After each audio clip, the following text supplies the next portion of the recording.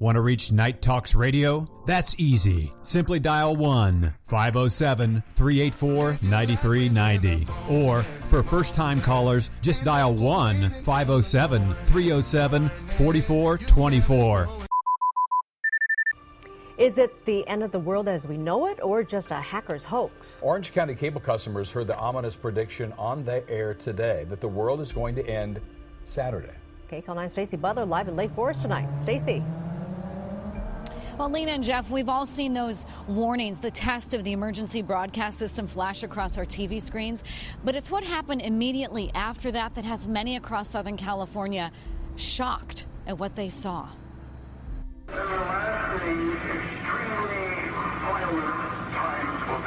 You were watching what flashed across some television screens in Southern California just after 11 o'clock this morning. Some heard what started as an emergency alert and turned into a warning of the end of the world.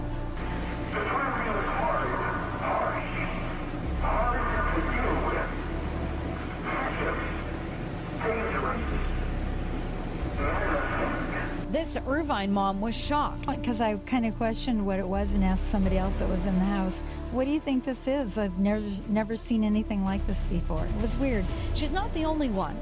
On YouTube, another Orange County woman posted the same bizarre emergency alert, and another viewer saw the alert seconds before the station returned to C-SPAN. Tonight on social media, hundreds are commenting on the end of the world prediction. One woman said, "I saw it too." A woman who lives in West Hills said she saw it while watching a show on Time Warner Spectrum. From USA Today to online chat rooms, there's a lot of talk about this Saturday.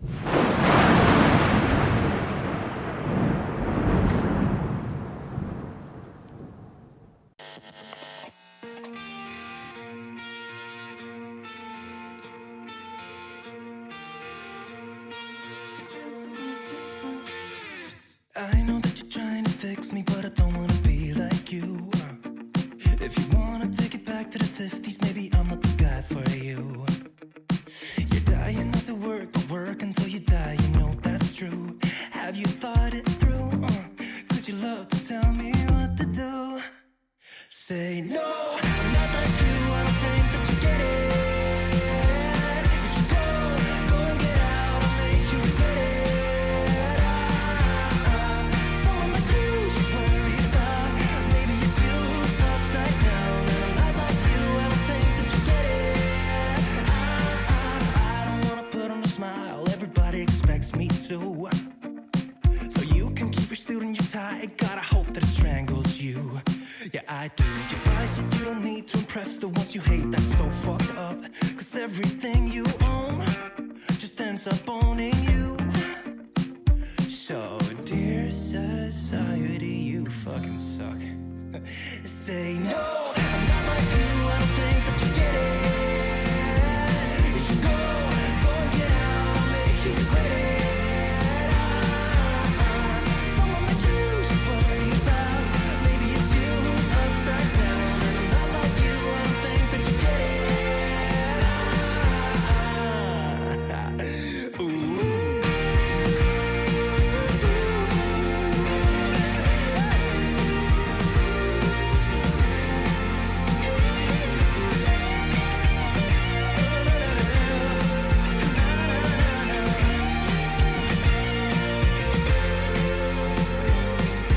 Dear society, you suck. Am I the only one who's outside of this box? Who cares about your posts? I know they're only fake. Show us what you own and how much money that you make. Yeah, I know that you're trying to fix me, but I don't wanna be like you. Keep your stupid job, pretend that you're the person you wanted to be. And you're dying not to work, but work until you die. And you're dying not to work, but work until you die. You're dying not to work, but work until you die. You're died inside. Say no, I'm not like you, I don't think that you get it. You should go and get out, I'll make you regret it. Someone like you should worry about. Maybe it's you who's upside down. I'm not like you, I don't think that you get it. Yowza.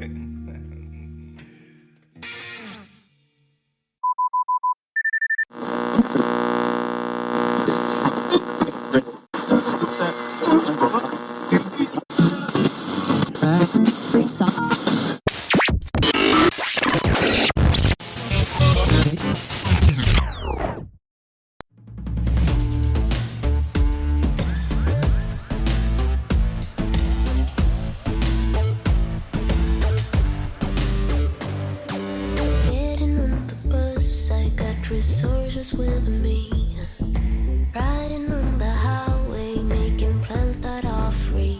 Ringing on the doorbell to my girlfriend's house.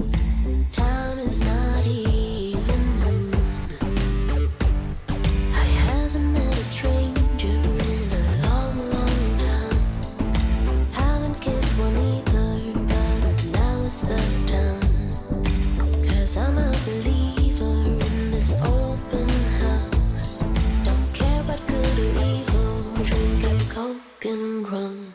Streaming to you live from Spreaker.com and somewhere deep in the great upper Midwest. If you're ready for a ride, you can call NTR anytime by dialing the nationwide caller line at 1-507-384-9390. First-time callers can reach Night Talks Radio at 1-507-307-4424. Text Daniel and NTR exclusively at 1-218-689-7126. Now, from somewhere in the great upper Midwest, here's your hosts, Daniel Brewer and Jennifer Gregerson. All our friends hanging out in the pool. Perfect body sweating, making moves. Passing out in the late afternoon. Lazy Sunday party, baby. Hello, everyone. I hope everyone's having a wonderful night out there. I would like to say that we are all, both me and Daniel, are proud to be back. It did take a little bit of time to come back, but we will discuss that as soon as Daniel comes on. And of course, we all know Yes. what has happened. Oh, yes. Our mics do not like us again. It's not about what's coming up or what we're going to talk about. We all knew the tragedy that would unfold this very night. Yeah, right. This very home studio and this very mic, Yes, that is correct. which is telling me I am disabled. I'm going to have to once again go. We'll get it working. We'll get it working. We'll get it working. You know, talk amongst yourselves. I have to go into the files. Let's go into the files. I know what caused this. Well, actually, while we're waiting for Daniel, why don't we just go on and start with my horoscopes? Start with the horoscopes. I think I know what the problem is. As soon as I figure it out, I'll come on. All right, that sounds good. So you get us going. Okay, so here is Astronomical Insights, and it's horoscopes for tomorrow, Saturday, the 24th of September. Aries and Capricorn have the same horoscope, so listen up. The universe may bring a strange amount of upheaval your way this morning. Pay close attention to which areas in your life seem messy, as it could be a message from beyond beyond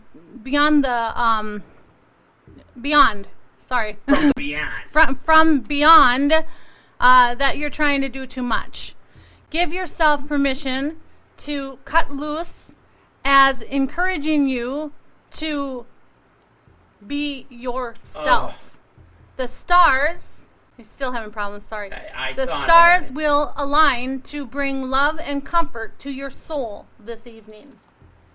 Taurus, your desire for fun may clash with your sense of reason and personal responsibilities this morning. A cosmic climate could also bring out your stubborn side.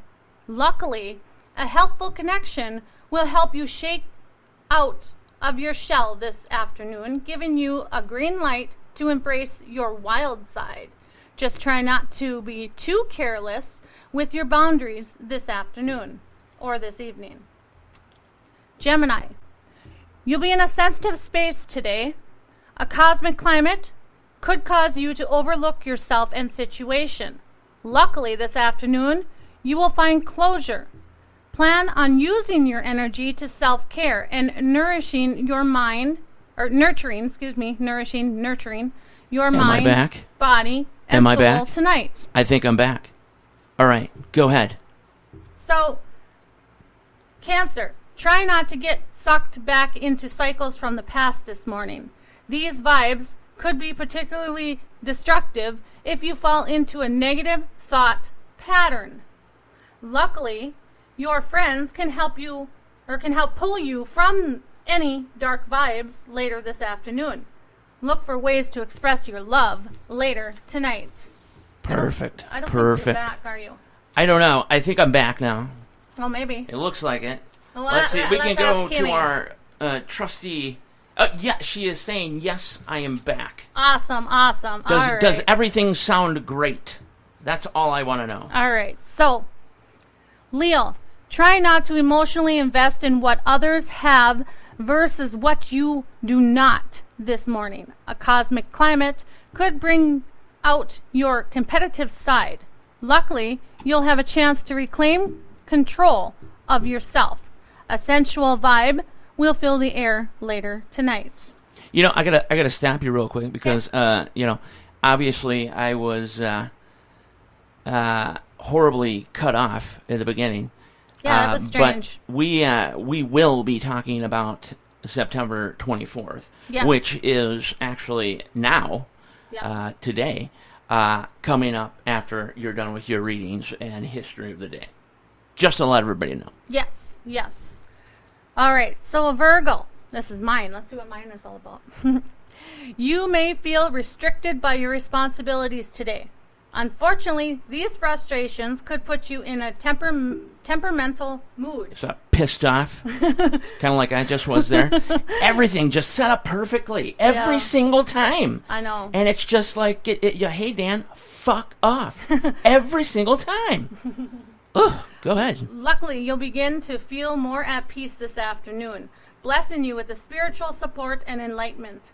Use this energy as an opportunity to see the beauty around you and appreciate what you've built over the years. Aw. I see the beauty around me when I look at you. Aw, I love you. I see what I've built over the years when I look at you. Aw. I love you so much. I love you too. I can't wait to be your wife. We should get a room. Probably so. Go ahead. Libra. Leaning into your spirituality will help you overcome any stressors in your life this morning. However, these vibes could get a little rocky throughout the day, making it important to stay centered in your faith. Luckily, the idea of transformation and personal evolution will be more attainable this afternoon. Just remember to relax tonight. Relaxation. No. We ain't going to have no time to relax tonight. Nah, we're going to be busy. Joe Chase is going to be on the air tonight. Oh, yes. Go ahead. Yes, go ahead. Quite exciting tonight. Intriguing. Yeah. Is the word I like to use. Fascinating. If we're around. Oh, we'll be fine. If we're around. Anyway, Scorpio. Watch out. Kimmy, listen up. Watch out for Kimmy power alert. struggles with your family and friends this morning. These vibes can generate conflict. Try not to let your vindictive side come out to play. Ooh. Kimmy. Ooh. Luckily, love will conquer all this afternoon, blessing you with moments of beauty. Consider making up with anyone you may have any issues with before the day ends. Okay. I think I know what that has to do with. You know, I don't think Kimmy has a vindictive side, does she? No. She's a very wonderful person, but I think if you cross her, she'll beat the shit out of you. Oh yeah, probably. You know what I mean? She's that type of person. You know? Yeah. Don't talk behind her back. Yeah, don't talk behind her back. Don't push her buttons. You'll be dead in 48 hours. Okay, Sagittarius. Love you, Kimmy. We love you, Kimmy. Sagittarius, you may feel off within your romantic connections this morning. A cosmic climate will bring a chill to your love life and dissipate this afternoon. These vibes will help you get into the groove again and encourage you to embrace excitement when it comes to trying something new. Watch out for those confusing emotions tonight. Aquarius. And I'm skipping Capricorn because I already had Capricorn with Aries. It was the exact same one. So, Aquarius. Try not to let your stubborn nature hold you back from learning important lessons this morning. A cosmic climate will present you with an opportunity to evolve. Luckily, emotional breakthroughs will help you make progress this afternoon. As the evening comes, you may want to pay attention to clearing your psyche. I see. And Pisces. A lack of personal balance could get in the way of your romantic life this morning. These vibes could also trigger sensitivities within yourself or your partner. Luckily, the energy will be more playful and accepting this afternoon, and you may want to plan a romantic dinner tonight. Yeah, hurry it up. Might not be here. No, it's not that. We'll discuss that. Well, the horoscopes aren't saying that. Oh, okay. They're just saying that, things will get better tonight, so plan a romantic dinner with your loved one. Whether on Earth or somewhere else. Okay. Anyway, so, hold on here. Now he's got me all screwed up here for a second. Okay, here we go. All right. Flabbergasted. Flabbergasted. I don't do the history of the day until after everything else. Oh, okay, 10-4. So, the next segment is when I take your zodiac sign and I associate something with your zodiac sign, and it's out there, but everyone can actually go and find it. But this time we did something a little bit different, being yesterday was the first day of fall. It certainly was. It was the first day of autumn. That's correct. Yes. So we're going to go ahead and talk about a few things about autumn and the equinox, along with the astrological signs of how the equinox figures that out, basically, everything that happens during that time. So we're going to start out with trivia. Trivia? Yeah. Fun. So what is always in front of us but can't be seen? And I will tell you that answer later on. I'll let you ponder on that. You did that to me yesterday. Yes. I think I know what it is. I can't remember. You can't say anything. No, I can't. That's it's right. for them. They have to ponder on it. I cannot participate. And then they have to call in if they know the answer. If you're an employee of Night Sounds Radio, you cannot participate. All right, so it's called Frosty Fall. Autumn overall will average colder than normal nationwide. The cold will really begin to take hold during the latter half of November and continue through the end of the year. Gotcha. Bitter cold temperatures will become stronger over much of the West in time for Christmas. Mm-hmm. So we're going to have a very, very cold winter. Farmer's Christmas. Almanac. Yes. I'll tell you what. Yeah, we're going to get whooped. An unexpected heavy snow could hit the northern Rockies and Great Plains in late October. Above normal precipitation is forecasted for the Great Lakes, Ohio Valley, and Midwest, as well as the Rockies and Great Plains. Did you say above? Above normal, yeah. Above, yeah. We're going to get smacked around. Because what's normal for us? Yeah. You know what I mean? Yeah. And then it's going to be above normal? Like, fuck. You know what? I'm moving to fucking Cuba or something, dude. Most places could see fair weather for Thanksgiving. Fair. With Christmas having unsettling rain or snow. 28 feet of snow. Yeah, right. We consider that fair. So many locations will see their first snowflakes during November, and there will be more than some significant snowfalls before the official start of winter. Oh, well, no shit. Aren't we going to have fun with that? Yeah, I'm sitting here waiting for winter to start for snow. Are you fucking kidding me? Right. I bet this weekend it's going to snow, for God's sakes. Oh, yeah. Northern Minnesota. So here are a couple of little things here, fun things here at the end that I'm going to talk to you about. Actually, it's to the harvest moon and the equinox. What's the difference? Why is it called harvest moon? Yeah, what's up with that, yo? What happens during equinox? So, the full moon that occurs nearest to the autumnal equinox, or the autumn equinox, is always called the harvest moon. Why is that? Well, why is that, yo? they say it has to do with farming. Around the fall equinox, the full moon rises around sunset for several nights in a row, which allows more light to finish harvesting the fields before the frost comes in. Normally, the moon rises about 1 hour later each night, but around the fall equinox, due to the moon's orbit and the tilt of the earth, they tend to line up, allowing the moon to rise only about 20 to 30 minutes later each night for several nights in a row. Oh. The harvest moon is just one of the 2 moon names that are astronomical terms, and they're not tied to any specific month. The harvest moon can either come in September or October during their full moon. The other moon name is the hunter's moon, which comes directly after the harvest moon. It can come or occur in either October or November. That's why, hunting, I think is how they pretty much got that. It's good for hunting, because the harvest moon and the hunter's moon pretty much does the same thing, gives you more light, so you get more time to hunt.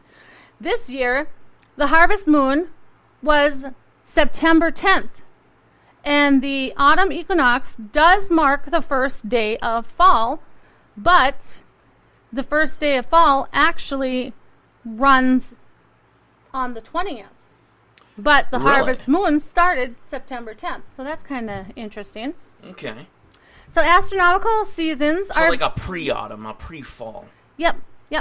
So astronomical seasons are based on the sun's position in the sky, according to a meteorologist? Meteorological definition. Meteorological society. Somebody. Of seasons, which based on temperature cycles and the Gregorian calendar, the first day of fall is usually considered to be September 1st in the northern hemisphere and March 1st in the southern hemisphere. There's an old wives' tale that says that you can stand an egg on its end of the equinox. So on the end of the equinox. So basically, anytime pretty much during the equinox, you can try and stand an egg, and the egg should stay upright. Okay. It's pretty interesting. And here's another fact. Trees snapping and crackling in the autumn indicate dry weather. I know that trees actually turn themselves when a storm comes. When a storm comes, they do. They turn their leaves upside down. I didn't know that they snap and crackle. The snap and cracking of them indicates dry weather. I did not know that. Well, yeah. Naturally. That's kind of interesting. Similar to us, like if we have dry skin, for instance, you start to crack or something like that. Yeah. Well, we shed too, so. Shed? You shed. I don't know about that. So, let's see here. Hold on. Pause. Dead air for yawn. Okay, there we go. Yeah, sorry, I had to yawn just a second. The fall equinox has been a day of celebration for cultures since ancient days. People tracked the transitions of the Earth's journeys around the sun. So like 1985? Ancient days? No. Oh, okay. More ancient than that. Oh, like 81? More ancient than that. Let's talk about how it was in 3000 BC. Holy shit. Okay. That is ancient. Yes. All right. So they tracked it by monuments. So here's one at the Maca. I don't know what the heck. I think it's Machu Picchu. Oh, Machu Picchu. Yeah, in Peru. So the stone monument, which means hitching post of the sun, serves as a solar clock to mark the dates of the equinoxes and solstices. Excuse me. Yeah, the solstices. Yes. So in Mexico, the Mayans built a giant pyramid called Chichen Itza. Chichen Itza. On the equinoxes, it looks as if a snake made of light slithers down the pyramid. I'm a steps. slithering snake. You better be careful of me, because I have venom. And then let's not forget, in England, they created Stonehenge. Oh, yeah. That's So right. Stonehenge was built with the equinoxes and the solstices in mind, too. Yeah. So it was built around 3000 BC and marks the relation between the sun and the seasons. Well, yeah. So, Machu Picchu is the transcendent city of the Incas. Everybody. Okay. I believe they created ink. Pen ink. The site is... That was a stupid joke. That was a dad joke. The site is perched atop a mountain overlooking the... let's see. Urubamba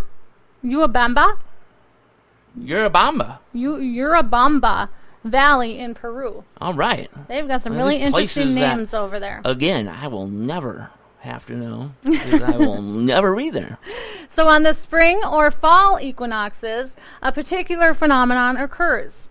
If you stand directly in front of the Sphinx. Facing it, at the sunset on the day of either equinox, as the sun nears the horizon, you'll observe it settle directly onto the Sphinx's right shoulder. Really? At this angle, the sun also sits at the southern corner of the pyramid of Khafre, located behind the Sphinx. Khafre, yeah?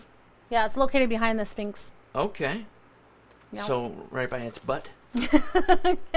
So that's kind of interesting, you know. That is interesting. A little bit about that with the astronomical insights.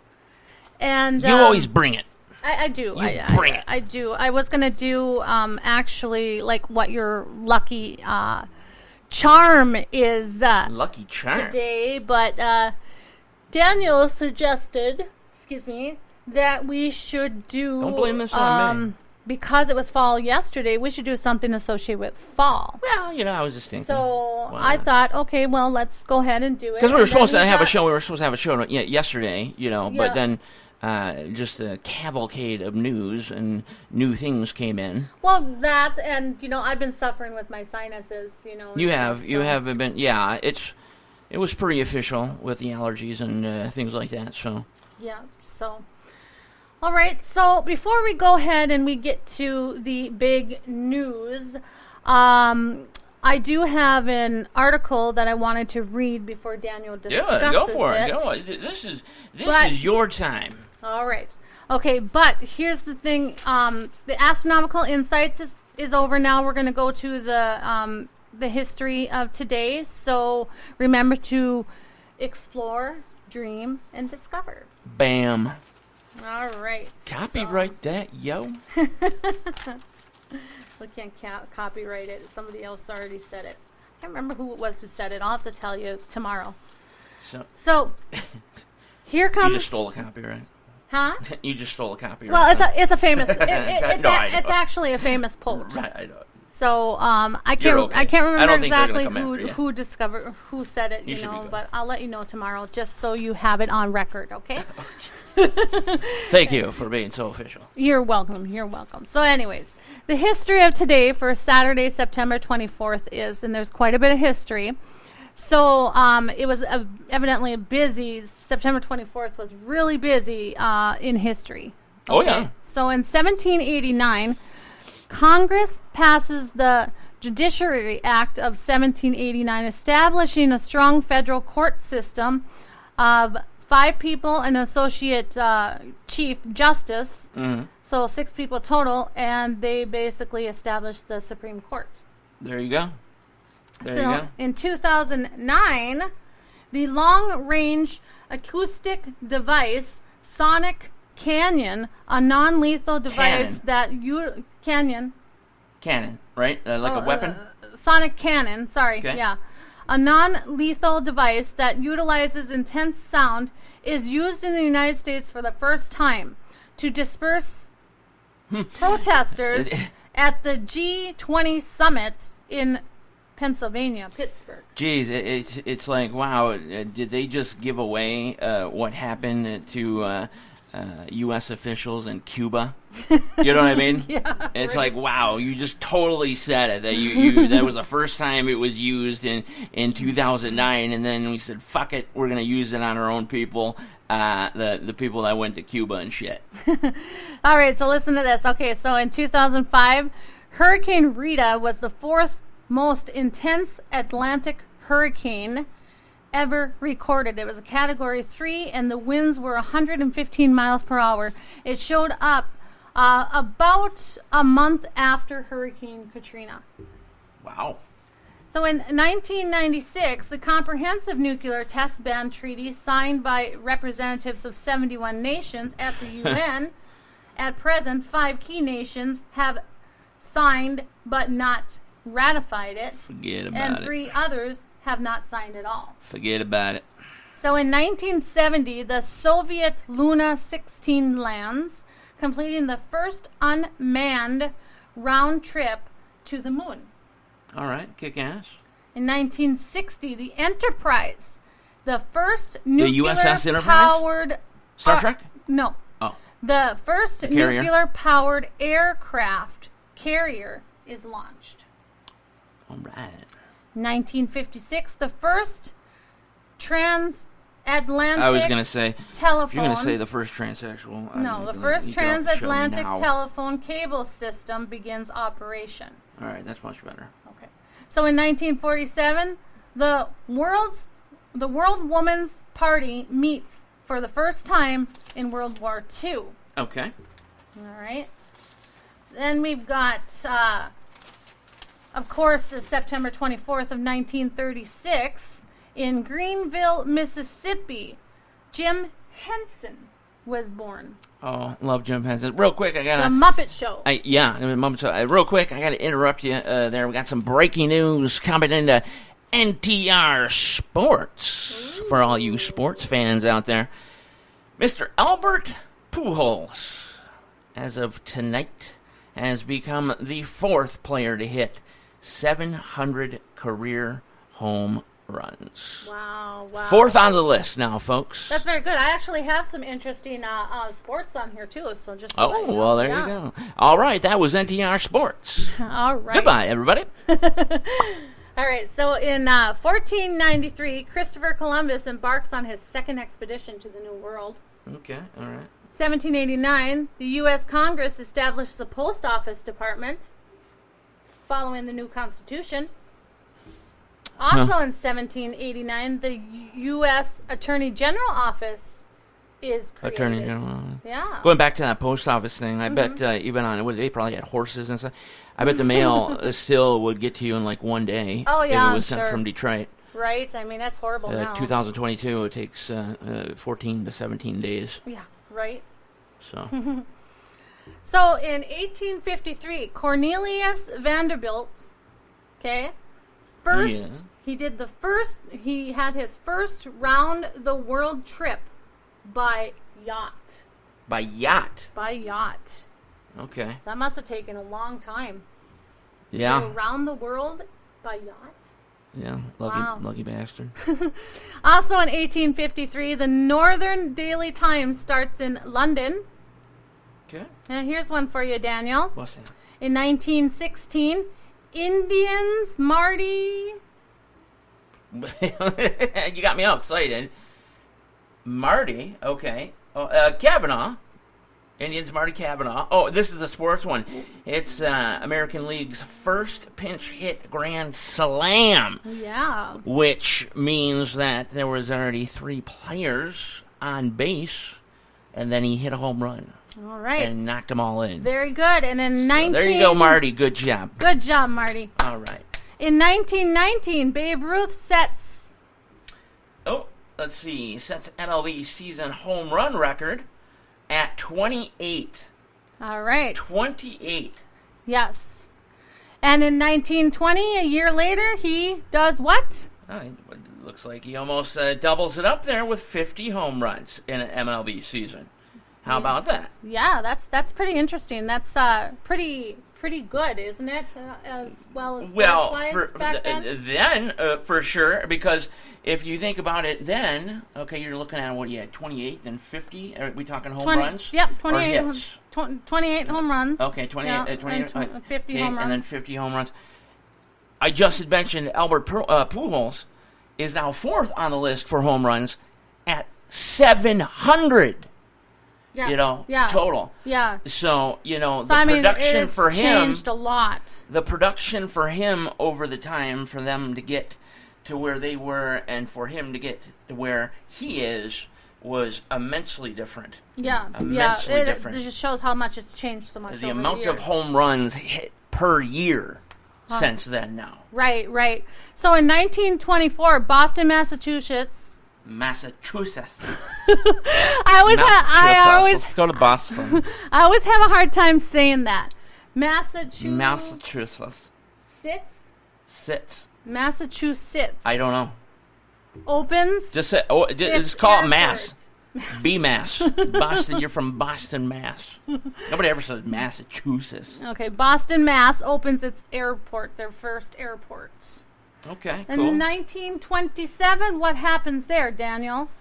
1927, the NHL. Oh, here we go. The National Hockey League's Toronto St. Patrick's changes. Become the Toronto Maple Leafs, folks. And I do believe that was the last time they won the Stanley Cup.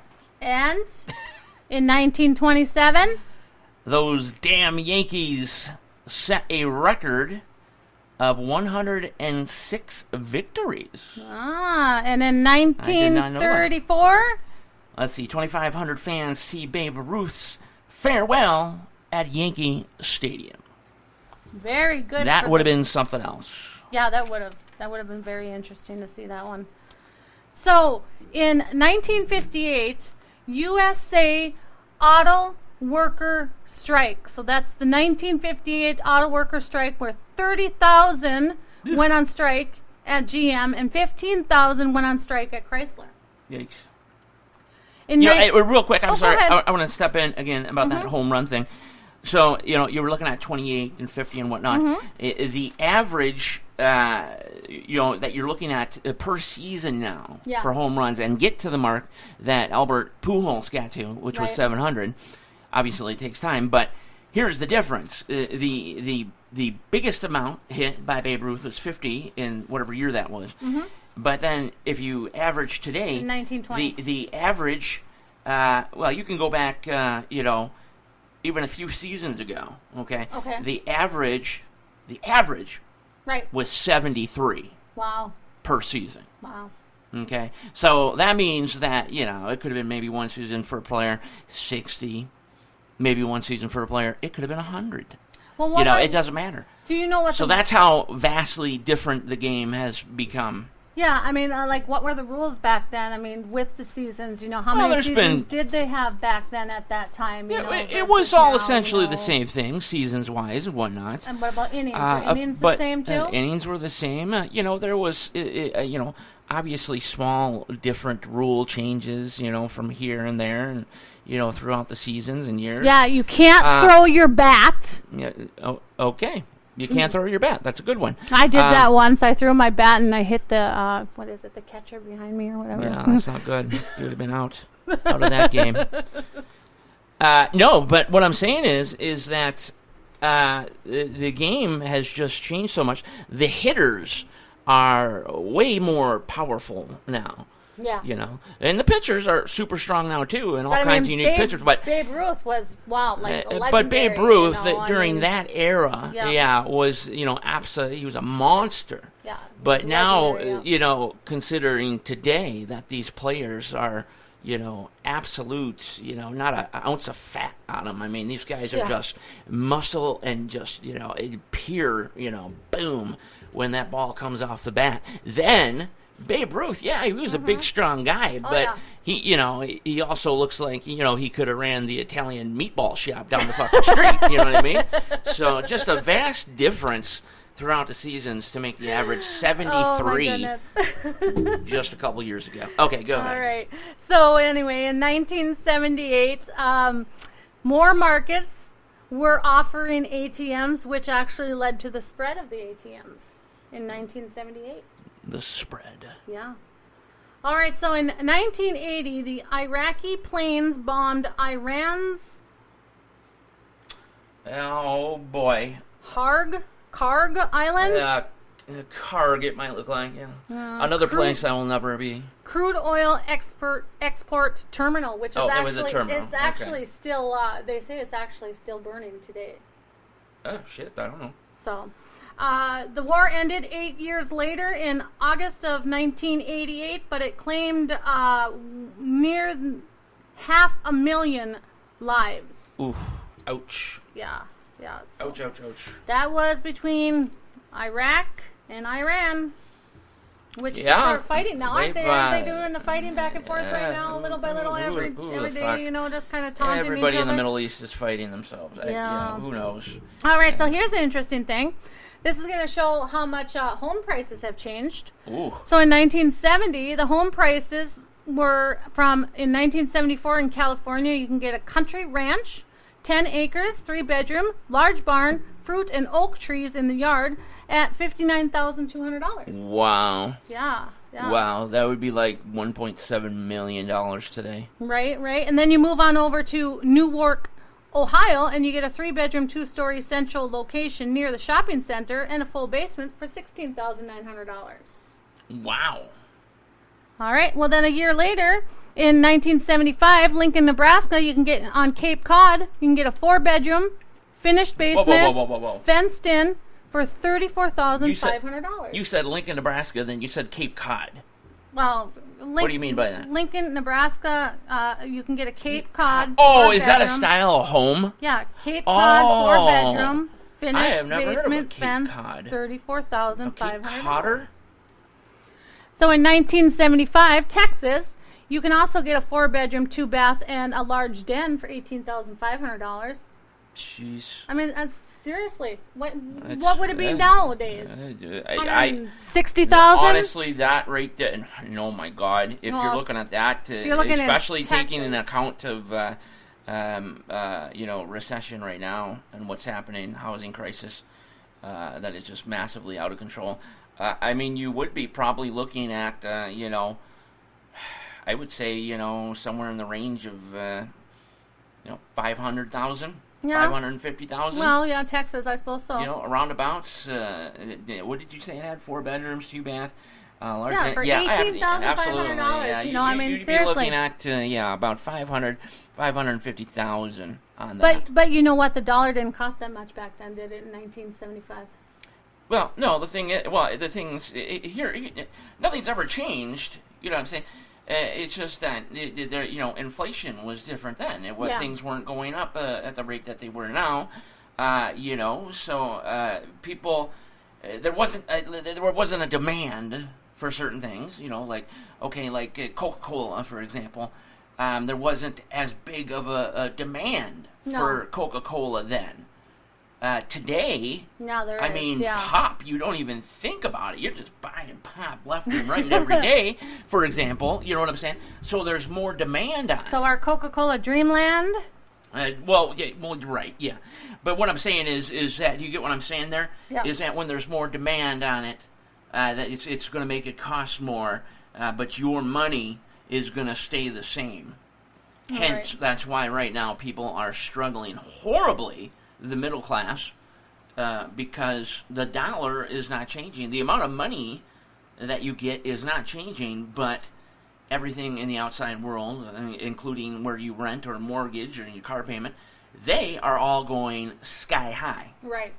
You are staying right there. It's also called stagflation, and that's going to hit super hard I would imagine right before Thanksgiving. Or we might not have to worry about it at all because tomorrow's September 24th. Yeah, who knows? Anyway, so in 1941, there was a bomb explosion in the German headquarters in Hotel Continental Germany? in Kiev. How about that? Yeah, isn't that strange? Not strange. No, you know what's strange is German in Kiev, because of the German politician. Yeah, that's what I said. It's kind of strange. On that date. So in 1951, the USSR performs the first nuclear test. Oh, yeah. In 1952, KFC opens its first franchise. Kentucky Fried Chicken. In Salt Lake City, Utah. And give me some of that I used to chicken. Live on Kentucky Fried Chicken when I was younger. You know what? My mom used to you know what? My mom and dad, when I was super young, it was something. You looked forward to that type of dinner, man. Like KFC. What are you bringing home for dinner? You gotta. Are we gonna have something you're gonna cook? It's like okay, but mom and dad come in and they got just a bucket of chicken and those 2 or 3 bags of just fucking mashed potatoes and gravy and all kinds of shit. You were like, fuck yeah, dude. Your buddies calling, man. You want to come out and fucking play? We're doing Teenage Mutant Ninja. No, I'm staying home tonight, man. Gonna watch The Wonder Years and fucking eat 6 giant pieces of chicken, dip it in fucking mashed potatoes and gravy and fucking mac and cheese and the biscuits and then just guzzle it down with some Pepsi or something or whatever have you and just lay there at 6 years old like a fat man, like a 55-year-old fat man. Do you know that in the 1980s, Thief River Falls actually had a Kentucky Fried Chicken? Wow, that would have been cool. Yeah. That would have been cool. I believe we had the Kentucky Fried Chicken for about 10 or 12 years, and then it went away. I don't remember what Kentucky Fried Chicken even tastes like After anymore. Kentucky Fried Chicken, they got Hardee's in. Hardee's. So. Hardee's had its moments, but it wasn't no KFC. So let's talk a little bit about a couple of music things that happened on September 24th. Which there was quite a bit. Yes. So in 1955, Judy Garland's special, the Ford Star Jubilee, aired on CBS. Okay. In 1957, the Jailhouse Rock is released by Elvis Presley and is the song of the year. I heard of that fella. And then in 1969, the Elvis Convention, it was the very first one, and 2,500 fans attended in Cincinnati. So in 1966, France performs its nuclear test. Okay. 1966. 1966. In 1968, 60 Minutes airs for its first time. In 1968... Let's see. Gil Hodges. Oh, New York Mets, another sports one, suffers a heart attack. Yep. On field or what? I believe so. It was during the game, I believe. In 1968, U.S. performs the nuclear test in Nevada. Oh, yeah. They were letting them off like fireworks out there. So that is it for the history of the day, which, like I said, that was quite a bit. I don't think... well, wait. I might have missed a little bit here. Whoops, I missed a little bit. I'm sorry. We got more history for you. All right. So in 1929, the first flight using only instruments is completed by the U.S. Army pilot James Doolittle. Using only instruments? What do you mean? Like remote controlled? I'm assuming so. I don't know. It just says that was important, I guess. Look it up. It said it was important. So in 1904, 62 people died and there's 120 injured in a head-on collision in Tennessee. Ooh. In 1904. 1961, the last episode of I Love Lucy is aired. It ran for 10 years. Wow. In 1908, the first factory-built Ford Model T was completed, which became known as the Tin Lizzie. All right. Tin Lizzie. All right. So in 1938, Russia and Germany, they carved up basically Czechoslovakia, and they were giving warnings to Poland, Great Britain, and France to stay out of the area and not send any troops nearby, or they would consider it an act of war. Yep, 1938. Yep, and in 1941 was Pearl Harbor. And the Japanese, like I said before, we control any military that they may have. What happened during Pearl Harbor? Are you asking because you think the fans don't know, or the listeners? No, it's just interesting to talk about because it is actually. Well, we were. That was the first time on U.S. soil that we were attacked. We never thought that. At the time, obviously a different way of life then, different style of thinking. We really thought that we were quite invincible. It was 81 years ago. And we were staying out of the whole, war in Europe and this and that.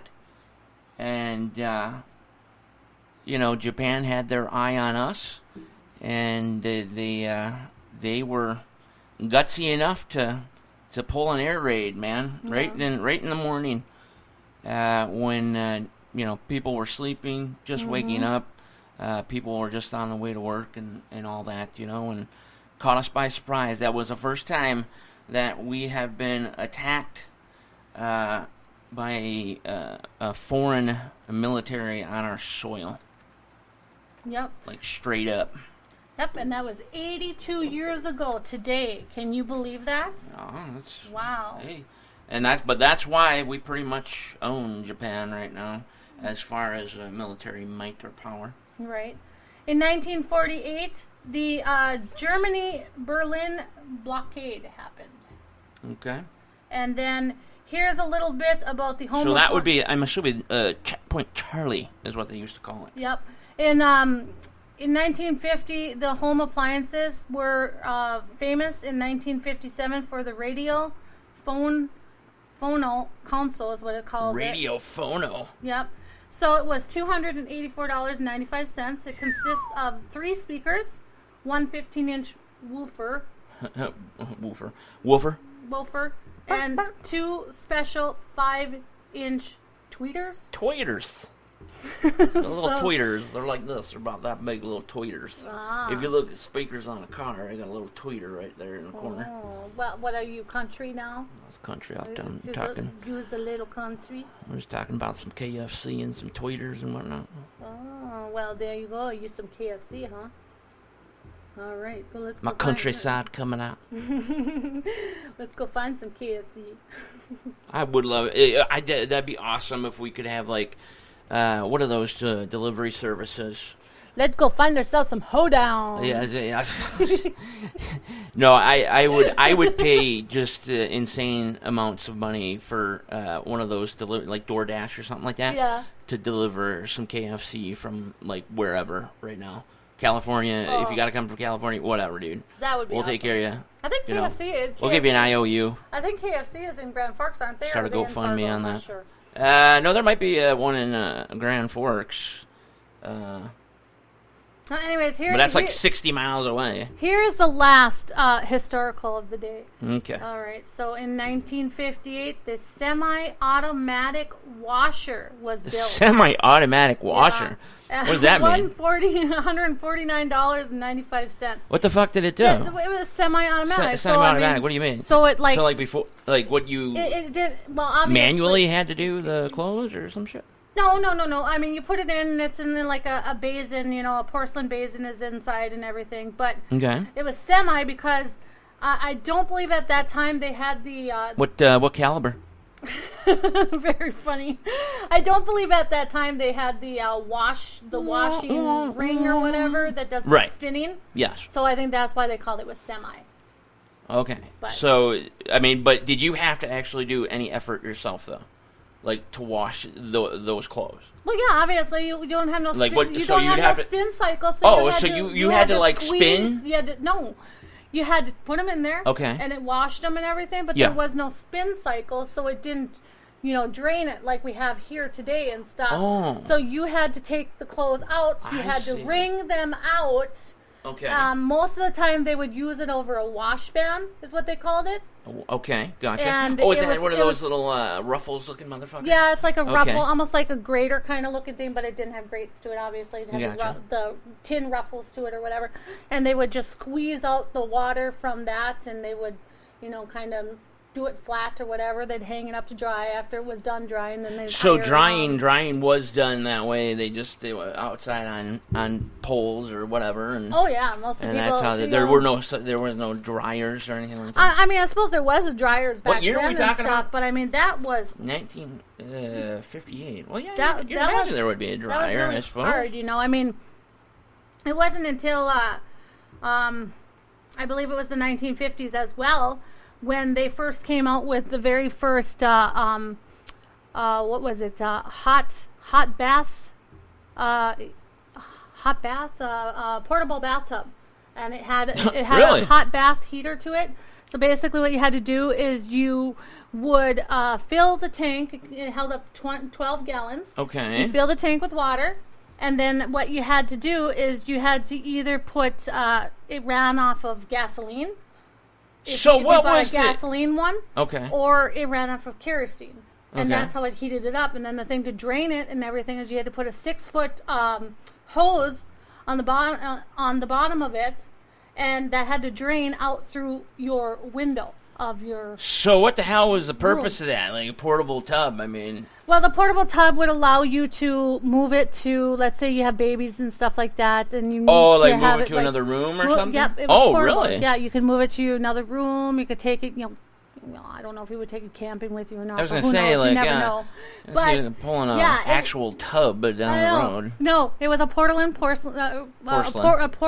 porcelain tub, and that was how they would heat things. Porcelain too, like Yeah, that's portable. how they Like would you just heat don't it. think of porcelain being portable. Yeah, isn't that strange though? But that's how they would heat it back then. Yeah, I mean that was the technology, I suppose. And what they did is it was like a burner, so like one of those Bunsen burners back then, where you kind of you lit the flick or whatever, and stuff, and it worked that way. Yeah. That's how it kind of worked, except it ran off of gasoline or kerosene. Gotcha. Yeah, it's kind of interesting. That is interesting. I did not know none of that stuff. All right, so what else? You got anything else? Well, I do, but it pertains to what we're going to talk about, so Okay. we better wait until we come back from break. Well, yeah, I think we should probably take a break, and we'll jump in. We'll jump into what the special Friday edition NTR Daily is all about. And what is that? Well, I believe it's September about September 24th. That's correct. That is correct. If you have been living under a rock, that's the only way you do not know.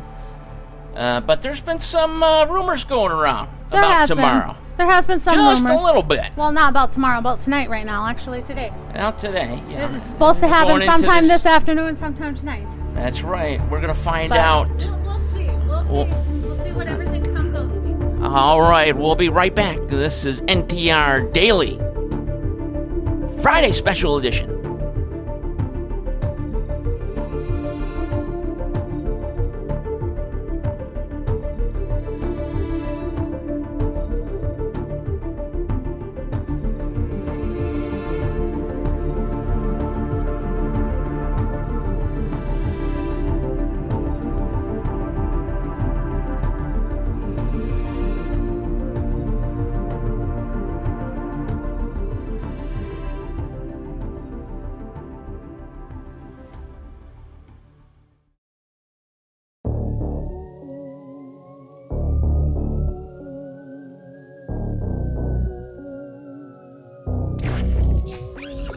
Lay your eyes, something real nice. Go too hard, couple of times. Find the one, will I see the light? Turn around, come to terms with the fire, you're still mine.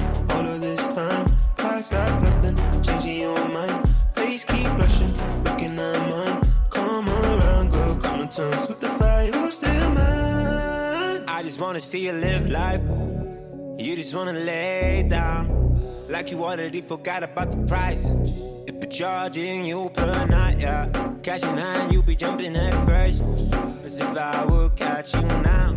I know you know I'm still in your thirst. And it is good on me.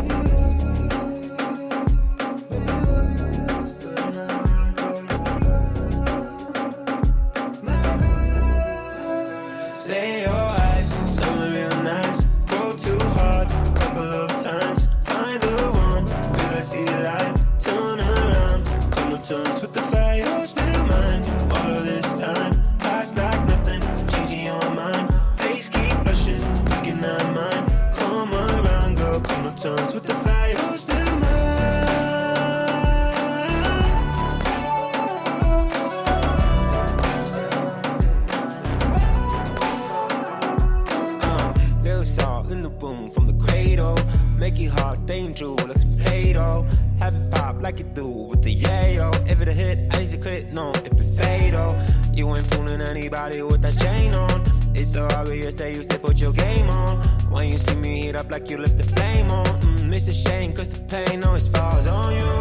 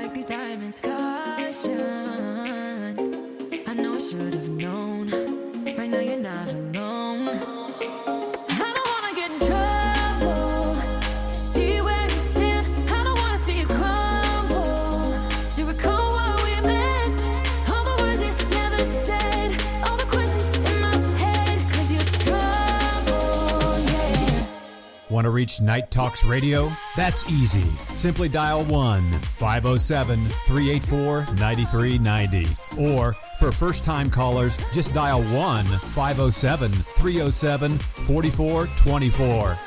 From somewhere in the great upper Midwest, here's Daniel Brewer and Jennifer Gregerson.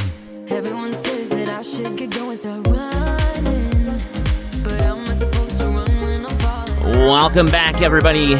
NTR Daily Special Edition, Friday Night Special Edition, going into the 24th, September 24th, Saturday. Like I said, if you've been living under a rock, you have no clue what I'm talking about. But if you have been in the outside world like me, you will know that a German politician at a conference speaking said that tomorrow will be a day that you and I will never forget. One of those moments, one of those times, kind of like 9/11, okay?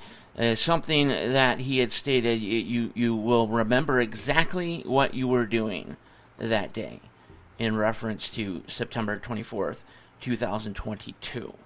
Yes.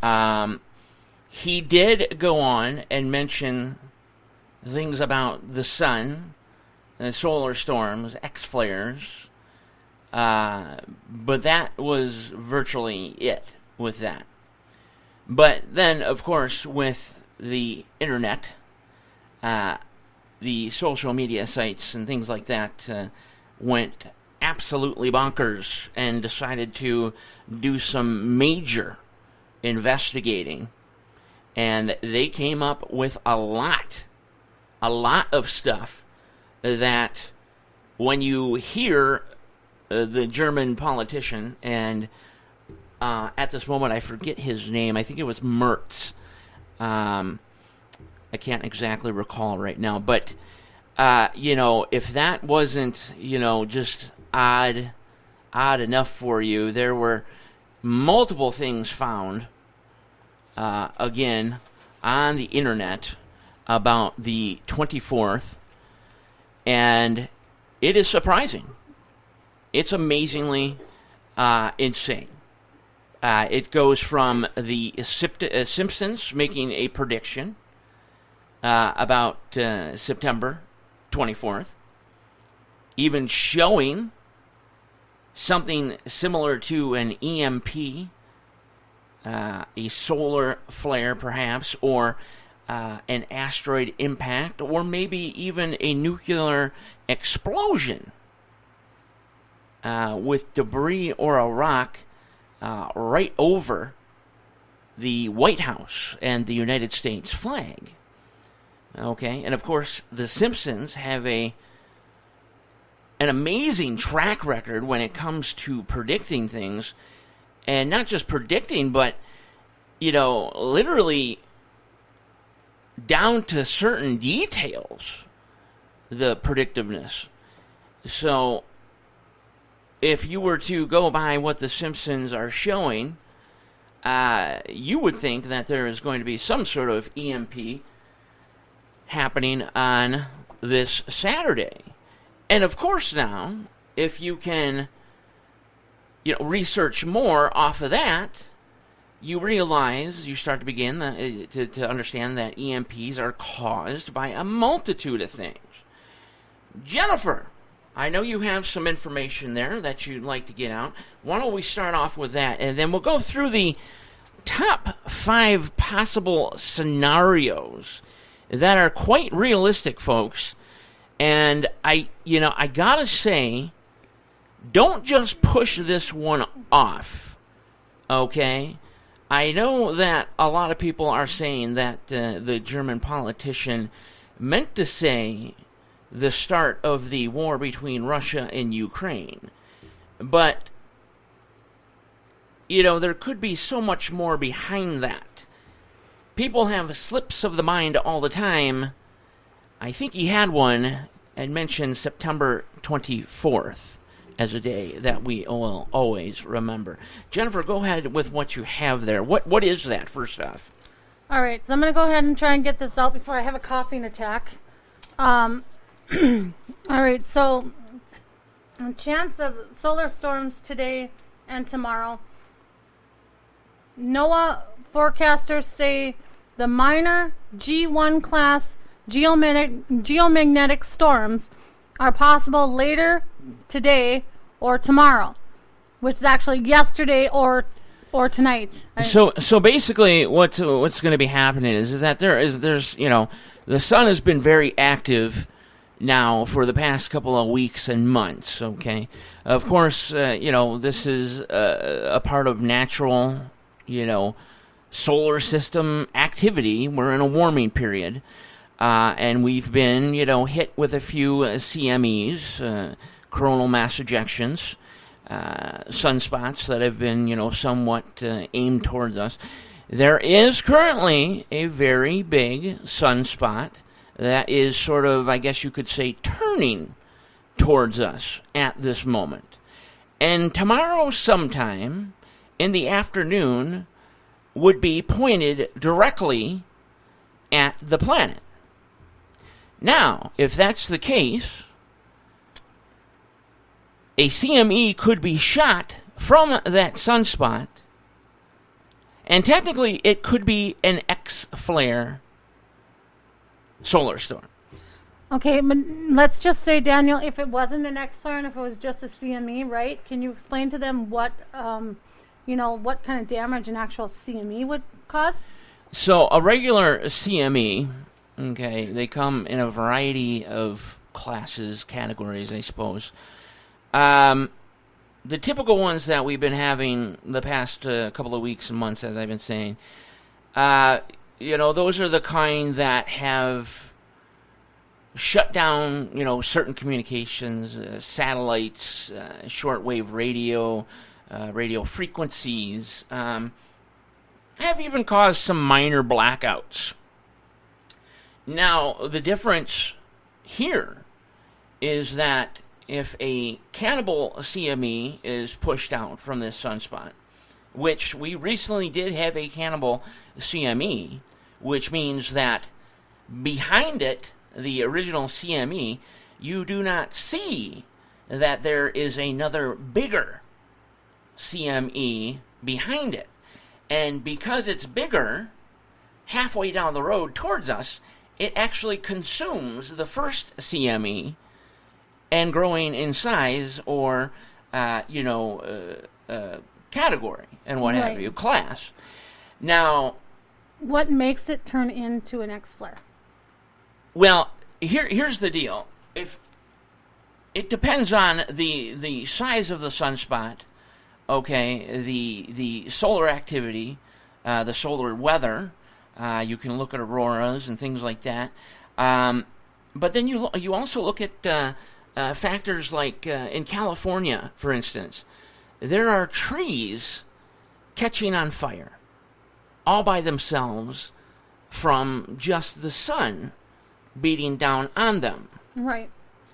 That is one of many, but that is one thing that would start to happen before the sun would release an X-flare. Okay. And then just the sun on you in particular would feel slightly hotter and things of that nature. So and the wind could change. The wind would be hot, extremely warm. Which is happening right now in China. Yes, which is happening in China.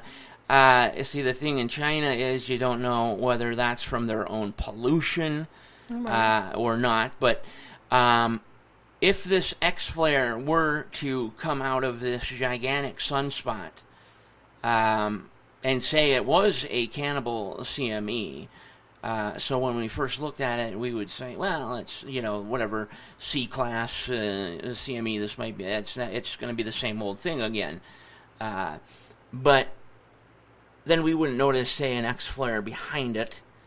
And again, as I stated, you would only know, half of the way here. And then you would find out it's an X-flare. And an X-flare is a whole different ball game. Right. That's something that you would say that's something that sanitizes the planet. Okay?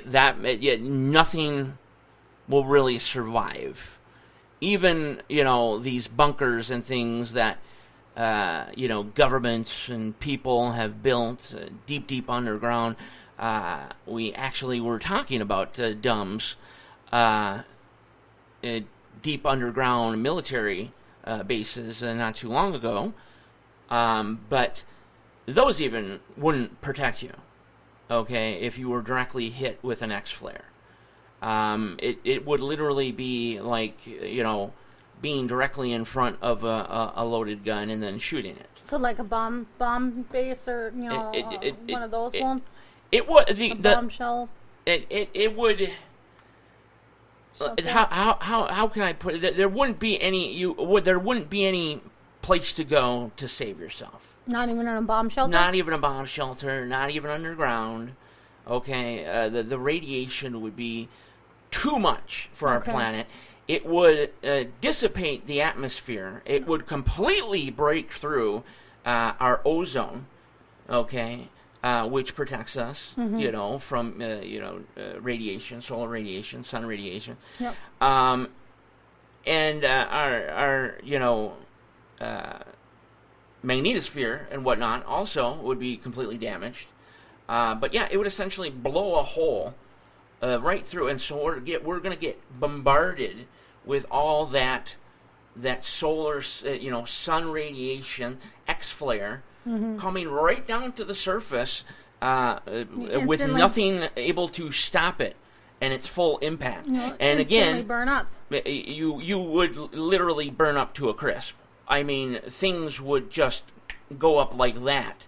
Not as bad, but, when you're talking about an X-flare and stuff like that, what's bad. But, similar to like a supernova that would go off, somewhere close to us. Okay. It would be similar.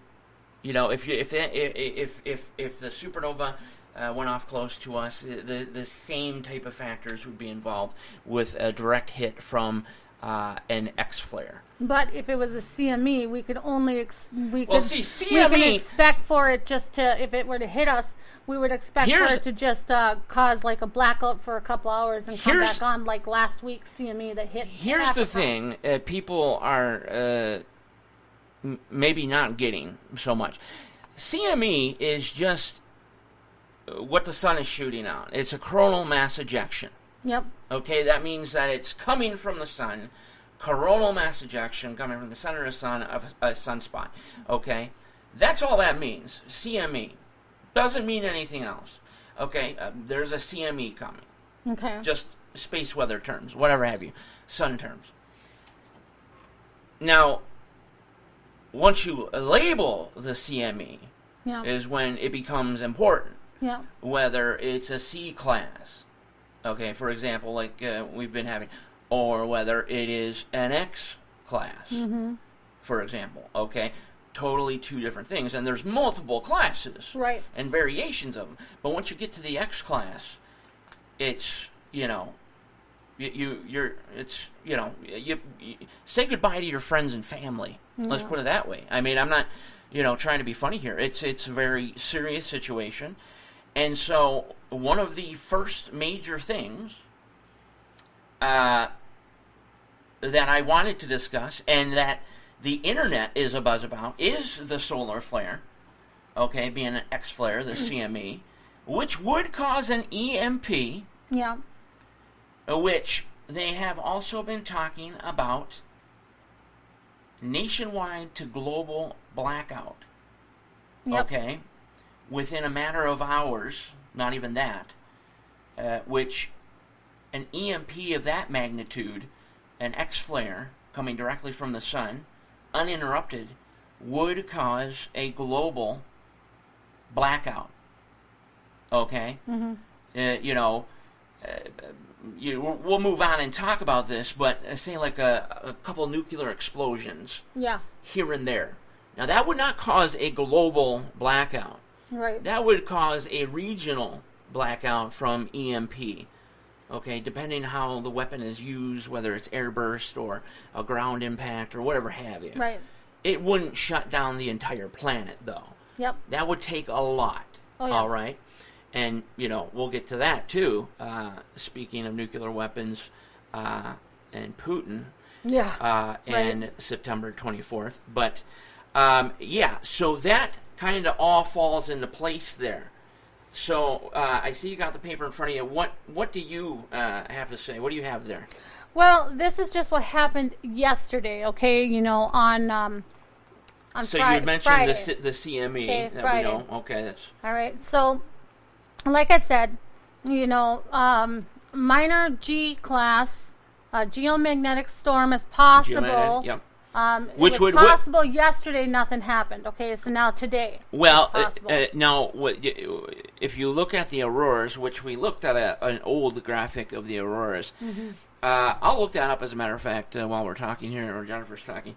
But another thing we need to look out for is how active are the auroras? Right. How strong are the auroras at this point? Yep. And so I'm going to look that up right now. Okay. Go ahead.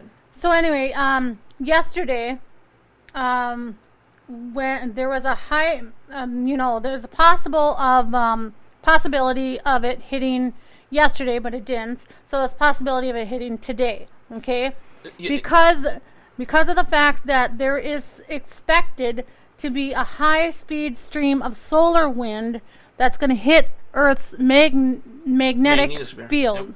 Okay. Yep.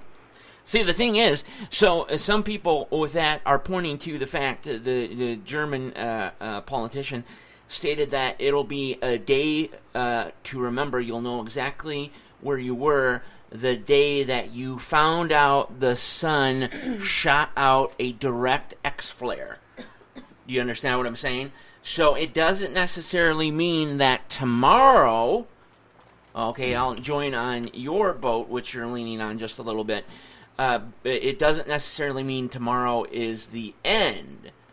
It might be when that arrives on, say, Monday, perhaps, but you'll never forget the day that you heard on the news where you were when the X flare was released from the sun that was going to, possibly eliminate civilization and would be on the scale of another extinction level of it. Right. Okay, so here's the thing that's going on, okay? Not only is the solar storms happening, and they've been happening for a month now, really bad. Oh, geez, more than that. Yeah, they've been going on since April. Yeah. Roundabouts. Okay, so it's only getting stronger. We know that our sun is dying. We know that our sun is shooting out these flares. Even these CMEs and stuff. Well, okay. real quick, the sun, as far as the sun dying, we have a long time. Okay, Well, we don't have to worry but ever. We do know that these are going to happen. We were told that these are going. They're only happening because of the 11-year cycle, Yep. and then obviously we're in a warming period as well. Yep. Okay, which kind of just sort of adds extra ingredients to it. Yep. You wouldn't have as much of an opportunity for an X flare if it was a cooling period, Right. For example. Right. So, Yep. Go ahead. I'm sorry.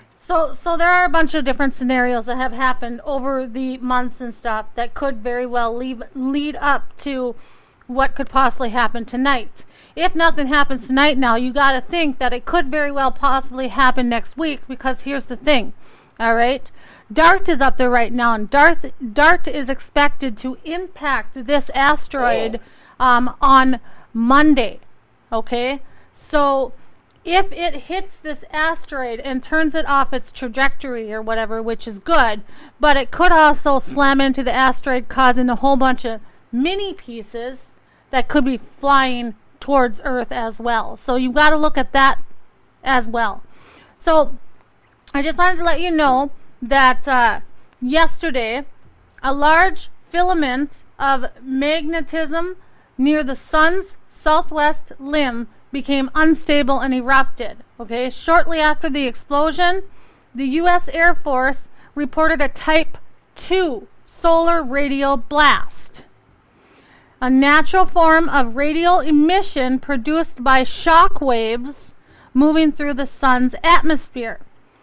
So the characteristics of the burst is suggested that a CME was being hurled into space. Yep. At a speed of 1.8 million miles per hour. Super fast. So you wouldn't know if that was a cannibal CME or if it had an X flare behind it right off bat. But there are signs. And so we speak of... But this is a new one. This isn't the one that is turning towards Earth. I understand that. There's a possibility of multiple things, and I tell you why. Yep. Rather quickly here. Okay.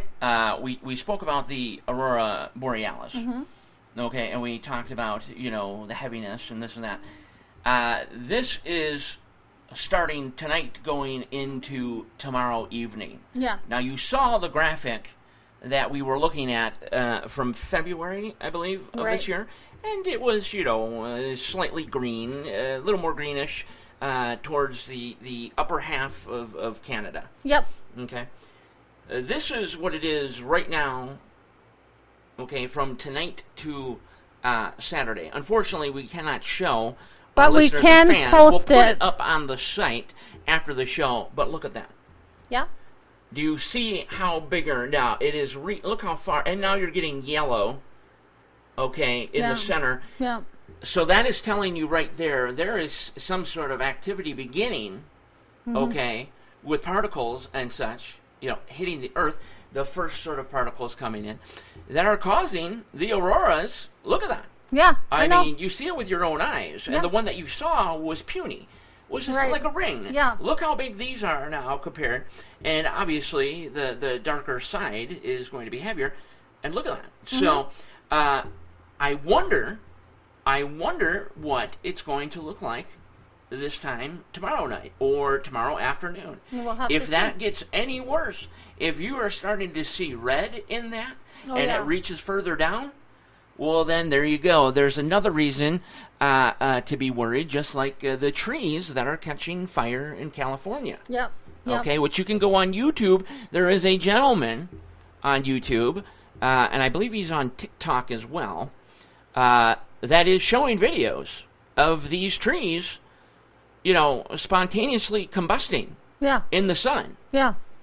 And, of course, he says, I'm not, big into conspiracy theories and things like that, but he goes, what the fuck? Yeah. He says, this is one of the signs, and it's fucking happening, and he shows you proof the tree is on fire from the inside. Yeah. So, and like I said, there's multiple places that he shows this. Yeah, well, it also seems like our whole Earth's atmosphere, in a way, like our everything has Earth's been getting hotter. Our mantle is shifting. We're seeing a lot more earthquakes. Like we're I said, seeing a lot more forest fires. In general, the Earth is obviously getting hotter, okay, because we're in a warming period. Yep. Okay. We saw, 100-degree temperatures for whole weeks at a time this summer. Okay? Those are all indications, of a real bad thing happening. But don't you think it's... as far as the sun goes. Don't you think it's strange how, I think it was only for 2-3 weeks, maybe tops. We had the really, really hot weather, and now it's super cold, back to the 60s, just like that. Yes, and it will be because when there's no activity, it goes back to somewhat normal temperatures. Okay. When there's activity, which is every other week or so, I would say. That's when the temperatures begin to rise a little bit more. What is our temperature for Saturday? So Saturday, and what is our upcoming temperature for next week? We can look at Saturday. Okay. Then let's do that, and that will explain. So there's been no major activity. No. Okay. So temperatures have been in the normal range. For Minnesota, this is pretty normal. Right. Right now, as a matter of fact, at this very moment, we are at 54 degrees. Yep. Okay, this time of year for upper Minnesota, it's pretty spot on. Yeah. Okay? Yep. Actually, maybe even a tad cold. But now we did have that big, huge burst that is hurling through space exactly. at 1.8 million miles per hour. That is insane. It's very, very fast. So, now, if we look at Saturday's forecast, and if I can freaking get to it... Okay, see now, tomorrow at 4 p.m. will be 81 degrees. Okay, so it is going to go up, but not drastically. It's not drastic. Well, let me take that back. Actually, it is pretty drastic. Going from 54 degrees 61. at the time right now. Yeah. 54. 54 right now. Going up by 3 to 4 p.m. to 81 degrees. Yeah. You're talking... a 30, almost a 30-plus degree shift in temperature. Yeah, just from nighttime to day. I understand nighttime is colder, okay? Yeah. But still, that's a pretty big shift. The real feel is going to be 89. Mm-hmm. So, again, that can be put into that, shit category, Possibly, yeah. The same thing with the tree, the EMP. Can you see what the next couple of days are? I just turned it off there, but I did see that Sunday was going to be in the 80s, and I saw Monday was going to be in the upper 70s. Okay. So whatever is going to take place, and of course the real feels were much greater. Yeah. The humidity, by the way, is almost 100%. Yep. And then the UV index for those days, not now, but those days are high. So that's another indication. But it seems that, okay, if you want to play this game again, September 24th seems to be the day something happens, because that is the highest point of the temperature, and then it slowly drops down. Okay. So something happens, and, it dies away. So whatever that something is, we don't know. We don't even know if it is going to be a solar storm, CME, or X-flare. No, EMP. we don't know that. We do know that, There are multiple other things here, folks. We got a list. Oh, yes. And again, it's intriguing. It makes one perk their ears up. If you were a fox, your ears would be up. So here's the thing. According to spaceweather.com, the question is, will it hit Earth? They're saying probably not, because the explosion actually happened near the edge of the Earth's strike zone. So here's the deal with that. Just like the Russian military and government right now. Yes. Would you believe a single word that they told you right now? No, they're not being honest about anything. No, you'd be like, yeah, okay. Whatever you say, man. It's the same thing with anybody that is watching, studying, has sun telescopes, things of that nature. By no means are they going to tell you that there's any type of particular extra chaos going on. They'll tell you something's happening. There's something, oh yeah, because you might see it with the average eye and say there's some activity there. What's going on? But if you're not learned in that, you don't know what the hell is going on. Right. So we've already known and already stated several times, as far as NASA goes, right? They won't tell us anything. No. JPL won't. They're not going to say nothing. Nobody's going to say anything, because the number one thing you want to avoid, especially if you're an elitist, a Democrat, or the government, you want a nice, open, clear, happy path to whatever protection you think you're going to get. Yeah. Okay? So you're not going to cause mass panic and chaos, not only in the United States or North America, like Canada, but globally? Absolutely not. Yeah. You want to make it to your hiding spot without any problem. Right. You understand what I'm saying there? Yeah. So, again, that just adds to, they're not going to tell you shit. Right. Even as you read it now, they will not tell you shit. No. They will let us die, so they will survive. At least they think that they will survive. They're not going to survive either. They think. Okay, so let's just go off this just for a second here, because I know you got things to say about it. But there's more. There's obviously more stuff. Yes, but go ahead. All right. So the space weather balloon data, which is very interesting here, almost once a week, the students of the Earth to Sky Calculus Fly Space program. Okay? Whoa! What the hell? What is that? They fly weather balloons to the stratosphere over California. Okay. Okay. The balloons have sensors, that detect secondary cosmic rays, a form of radiation from the space that can penetrate to the Earth's surface. All right? Here we go. The program has been going on for 7 years. And here's the interesting thing. All right, go ahead. The latest result was 2 months ago, showing that radiation actually decreased, registering a 6-year low. Now, do you know what that means? What happens when you get to, say, an all-time low? What naturally tends to happen? Chaos. Well, you certainly got that right. It's going to be a part of the equation. But when you get to, say, an all-time low in that time period, I mean, the only way to go is up. Mm-hmm. And perhaps maybe, super fast. So those times where you see activity super, super low is the actual time where you need to be like, fuck. Concerned, very concerned. Yeah, like you need to, okay. There's going to be a problem. There could be a problem. Okay? And which actually brings me to the weird factor that our daughter said today. 2 things. Very weird. A lot of weird things have been happening. So we're getting into the car to go to the store, and it was raining out. And the minute she gets outside, and she loves the rain. She has no problem with the rain. She likes the rain falling on her face and everything like that. Absolutely. She's been covering her mouth and her eyes. And I said, well, why are you doing that? And she says, listen to this. She says, because I don't want the storm to kill me. I don't want to die. Yeah, just odd. Our 4-year-old, she's super intelligent.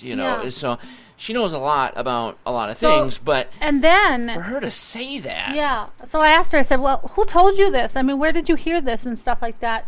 And she went on telling me about her dream that she had, and her dream was about the sun, and it was very bright. Like, come on, people. She was so happy, and she was dancing, basically outside in the bright sun. Okay, so I didn't think nothing of it, and stuff like that. Well, then she goes on to tell me that when we're at the store, she picks out these not magnets, but keychains that got letters on them, Yes. And she picks out one that's an S, one that's a J, and one that's an N, okay?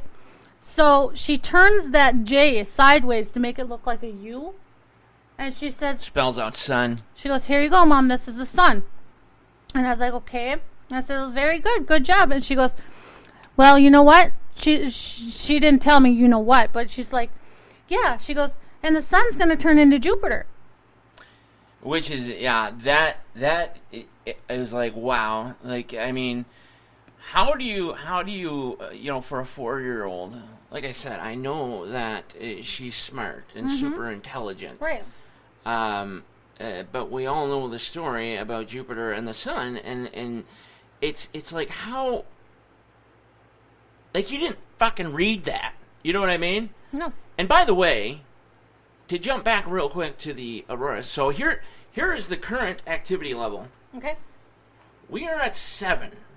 In the auroras. Okay, and it is expected to go up gradually throughout, it says 3-hour increments.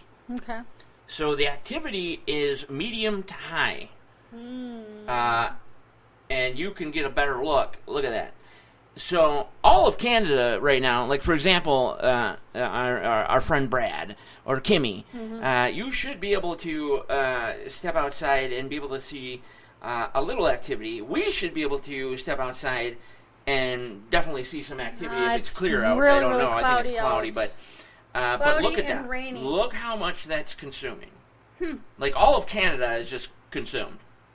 Okay. Wow. And it's going into the U.S. So. Yeah. So go ahead. The interesting thing about the space weather program, the weather balloon program, is that every time they have a weather balloon that goes up into the stratosphere, yes, they actually attach a necklace to it. And right, I suppose it's a way for them to, by selling this necklace... Yeah, you could say, hey, check this out. It's a way for them to fund their program. Right, So I think that's really neat, and stuff. So if you ever have a chance to look up it's called the Earth to Sky Calculus Fly Space Weather Balloon Program. Okay, it's called the Earth to Sky Get out there and fund them. Fly Space, actually, is what it's called. Fund them. Go out there, fund them if you can, because they're doing a wonderful thing. Not only that, you can even find them on Facebook. You can like them on Facebook, and they have a whole bunch of things that they talk about on Facebook. We're going to need them a lot more in the coming years. Again, that's if we get by tomorrow or this weekend. All right, let's move on now. That was the majority of, I guess, the predictions, so to speak. Well, that's technically what's going on right now with the sun. Right now. All fingers are pointing towards there could be some chaos happening with the sun that will affect us greatly on Earth. Yep. Whether it be tomorrow, Sunday, or Monday. Right. Now we go to the second biggest one, which also would cause EMP activity. Yes. That is nuclear. Yep. Okay? As in nuclear weapons. Right. Nuclear war. Yep. Okay, things of that nature. Enough nuclear weapons will cause a global blackout. Well, at least the hemisphere that it's in. Right. Okay. It would black out the sun. Okay. We would have, they call it a nuclear winter. Yep. Essentially, nothing will survive. Okay. In a rather quick period of time. And then, of course, I refer back to what I said in the beginning of this hour about The Simpsons. Yeah. Okay.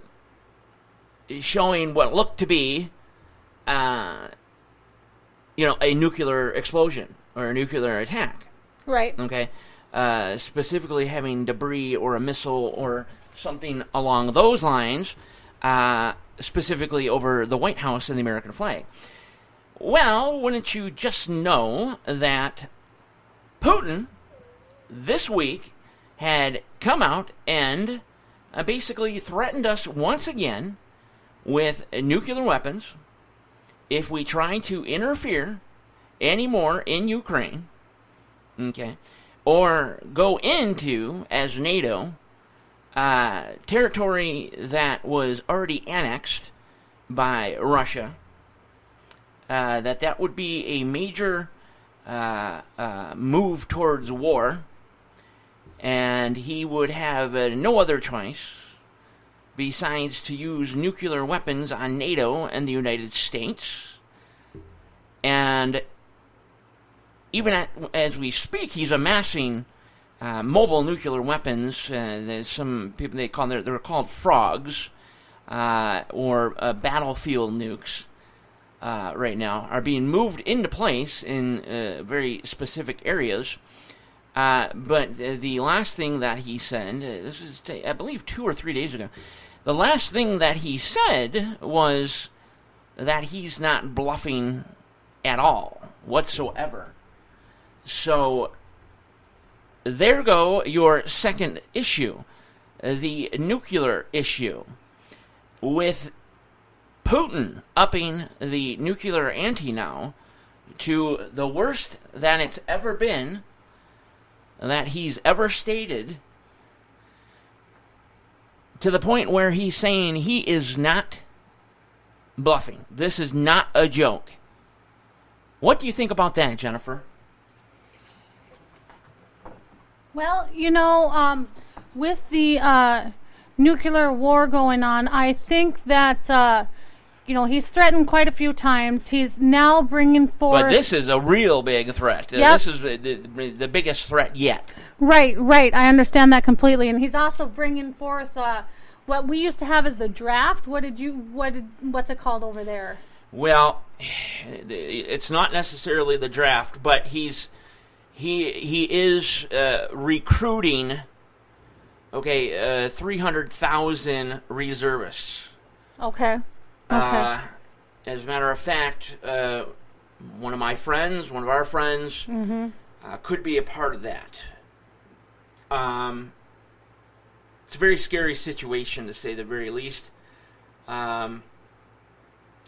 So I'll just put it that way as far as that goes. But yeah, and that's only going to go up, I guess, by 2023. So this is only the first 300,000. There's going to be more to follow, apparently, depending on what happens. But his rhetoric about nuclear attacks and using nuclear weapons now, not only on a scale of frogs or, battlefield nuclear weapons, but ICBMs, or submarine-launched nuclear weapons. Right. This is the craziest that it's ever been, and it just seems that, of course, with everybody else predicting things, and the German politician, which, of course, Russia has cut off all energy. Yes. Okay, the EU, Germany, they don't have a really good chance of making it through the winter without a lot of people dying by freezing to death. Yeah. Okay? Yeah. Because they won't have natural gas and things like that. Well, it's like, what did Russia do to, is it Belarus? Who was supposed Belarus, to help them? they were helping them. They have backstabbed Belarus and have cut off gas supply to them as well.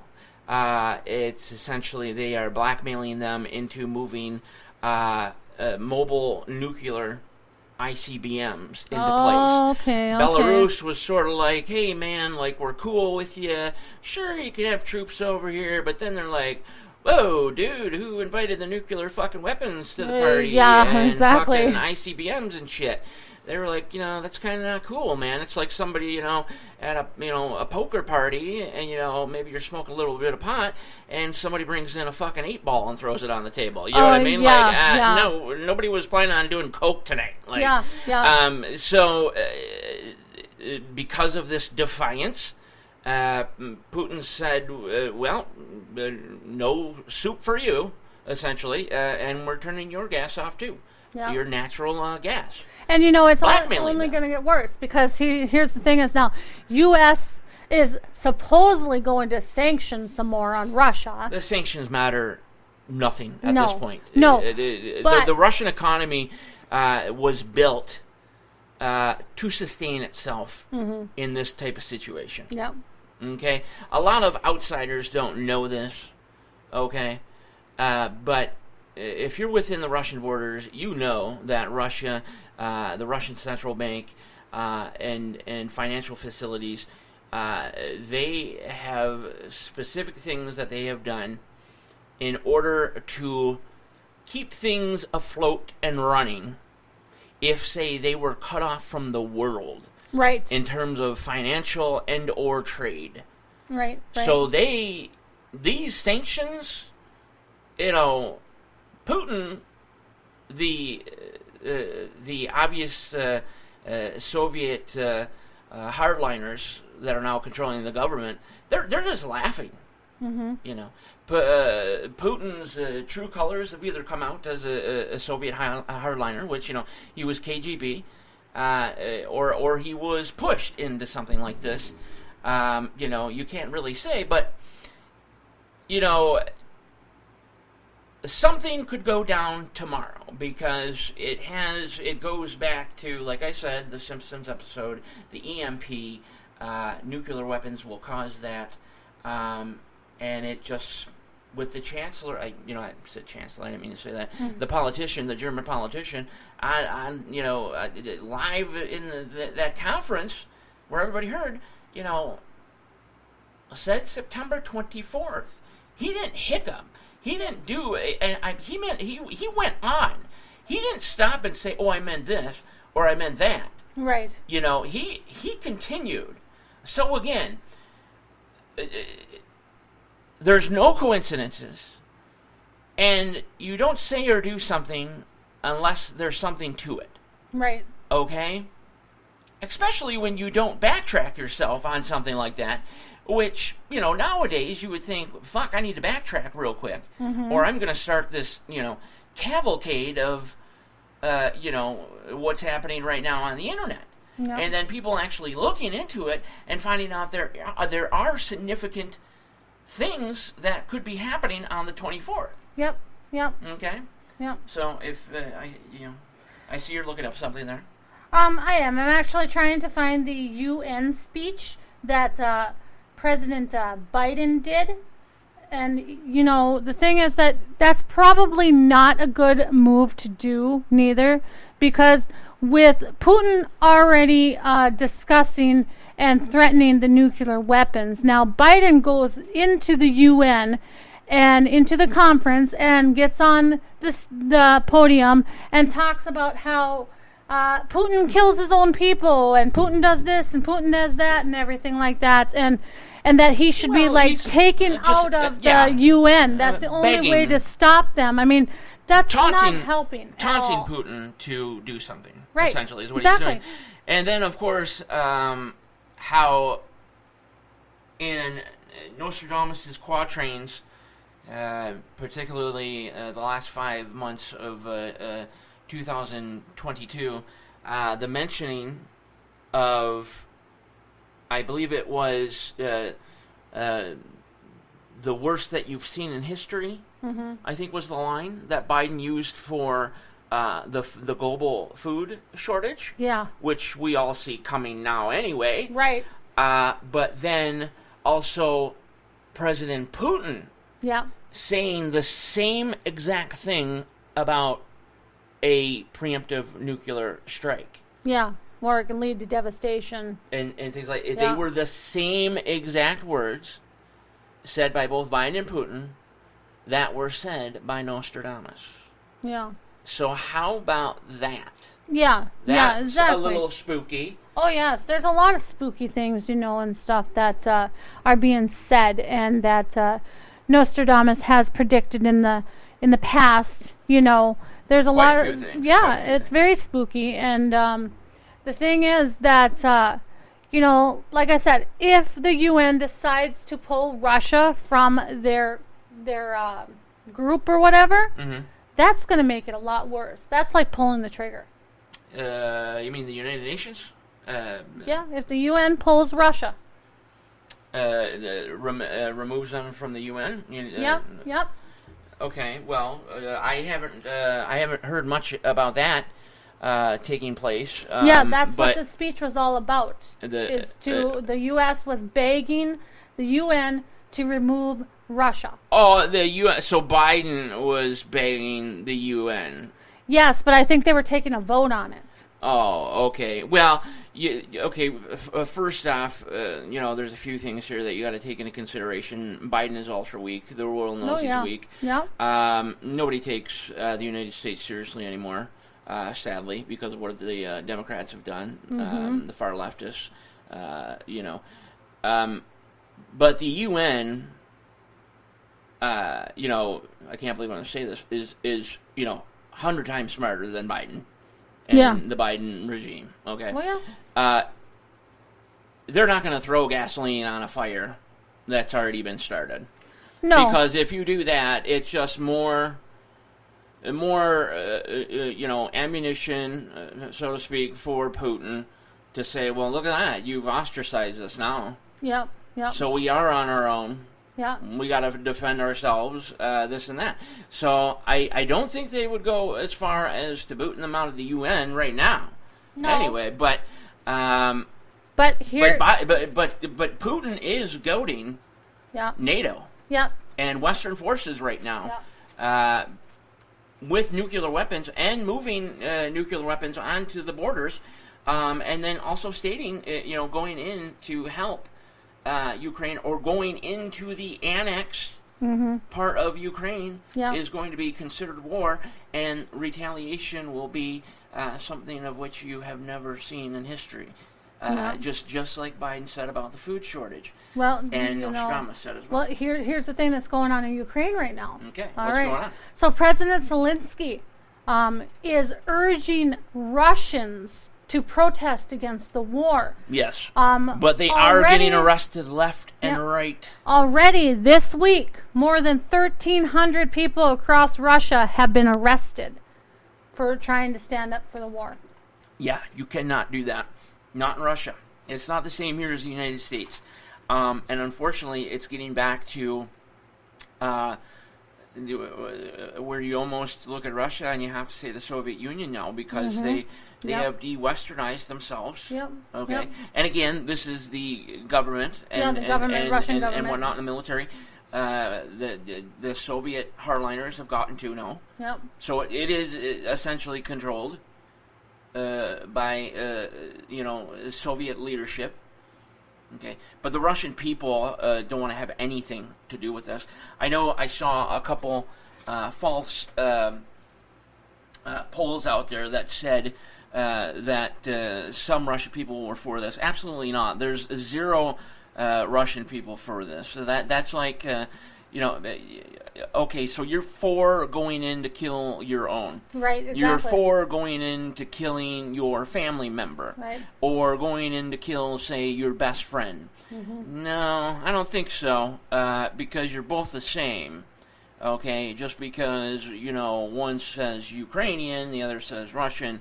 No, you guys were both the Soviet Union at one point and could travel freely back and forth to see each other and this and that and vice versa. During the early 90s, obviously, there was separation made, and they were separated by those borders, friends and family and whatnot. But yeah, that's essentially that they're being asked to do that. Yeah. And So no, I already spoke this many times anyway. The Russian people are not for this in any way whatsoever. They hate this. Right, but what they need to do is they need to form a coup. And the problem is, though, Putin is so hardlined right now that, you could be, executed. Right, you never know. Okay. Yeah.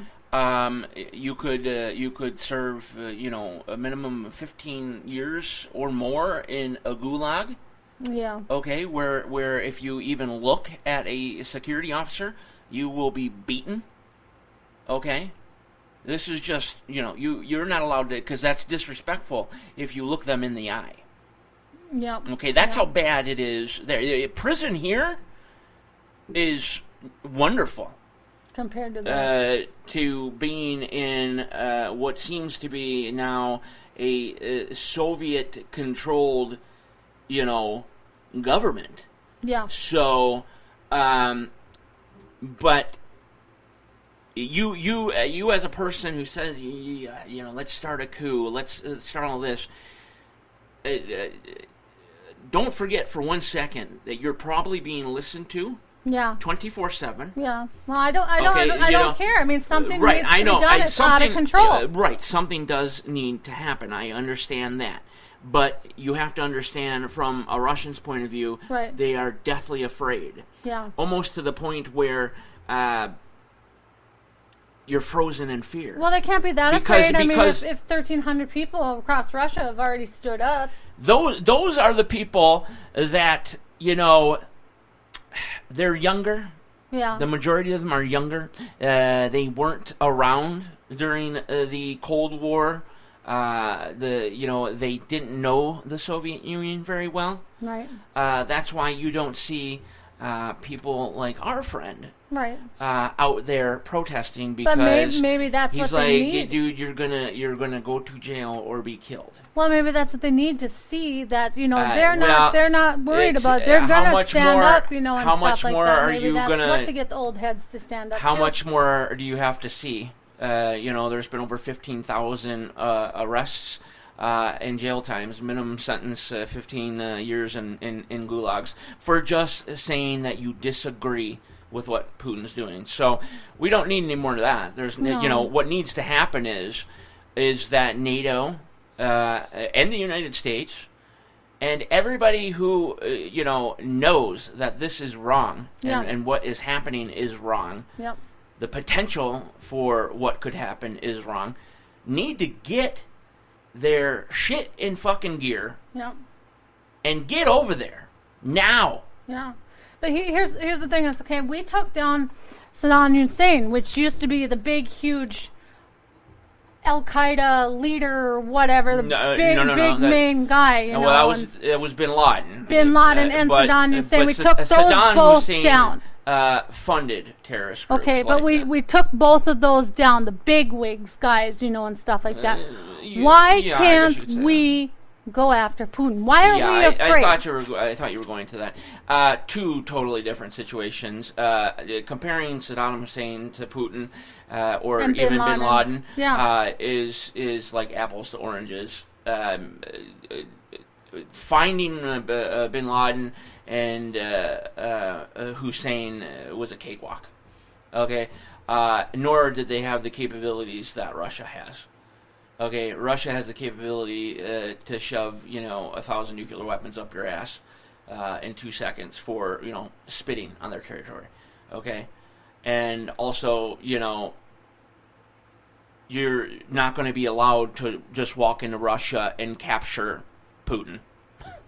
You will be shot dead immediately. He will have the most protection around him. Totally different scenario with those two. We found Saddam Hussein hiding in a cave. Yeah, and Bin Laden. In the desert, and Bin Laden in his shitty ass home in Islamabad or wherever the hell. Yeah. And then was put out to fucking sea. Because of course, Muslims have a specific way when they die or whatnot, that they have to, sort of like we have funerals and things like that. So they kind of did that on purpose to disrespect, the Muslim way and Bin Laden. But we are up against a break. I just noticed, but yeah. So we'll get back to talking about that a little bit more and Putin, and then the next few categories, which of course are asteroids and a possible super volcano. So, we will talk about that and much, much more when we return right here on NTR Daily for Friday, September 23rd, going into Saturday, September 24th, the big day. The big day. Is it all going to go bye-bye? I don't know. We'll have to find out. We'll be right back.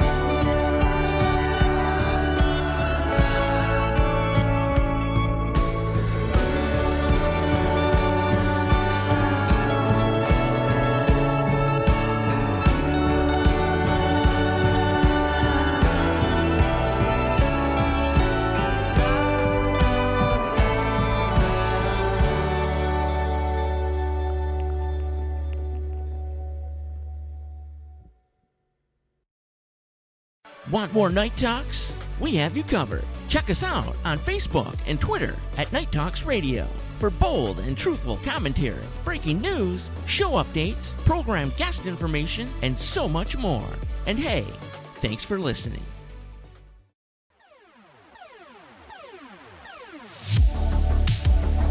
Want to reach Night Talks Radio? That's easy. Simply dial 1-507-384-9390. Or, for first-time callers, just dial 1-507-307-4424.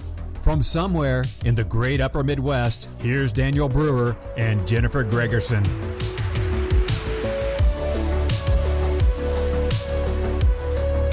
Welcome back, folks. Yes, We are still here. It is September 24th, but we're still super early on. We don't know if there's an X-Flare coming.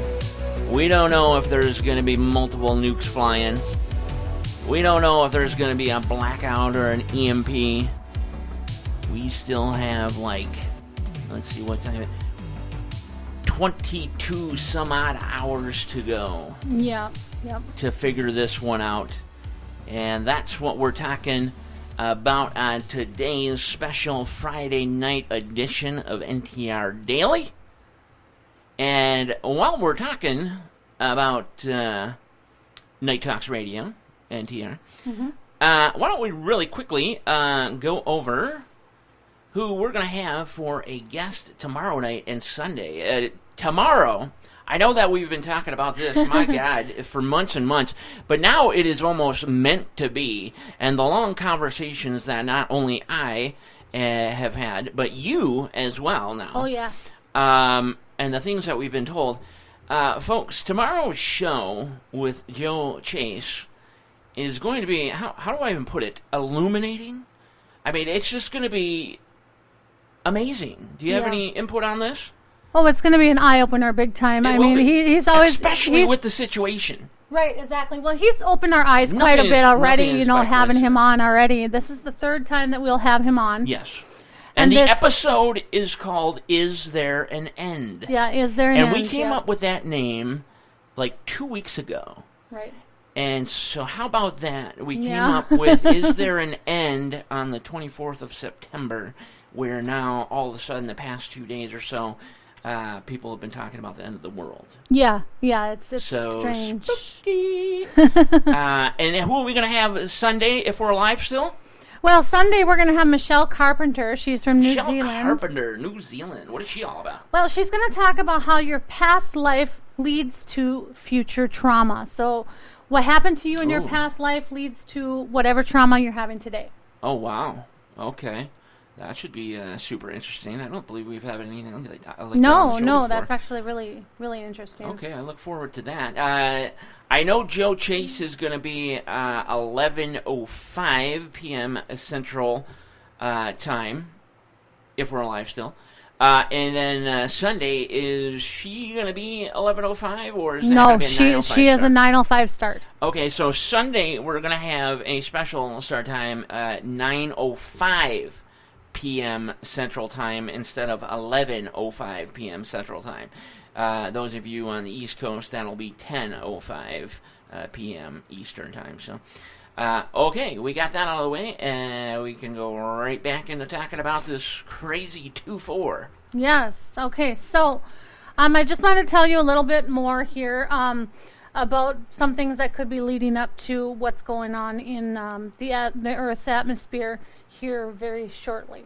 All right, so last week we have seen a whole bunch of weird things happening, like we've seen, what was it, green sky or whatever. Oh, that's been going on for months. I mean, people taking videos. Of there being, it's perfect daylight at like 11 and 12 o'clock at night. Yeah. And, at first, I mentioned that in the summer.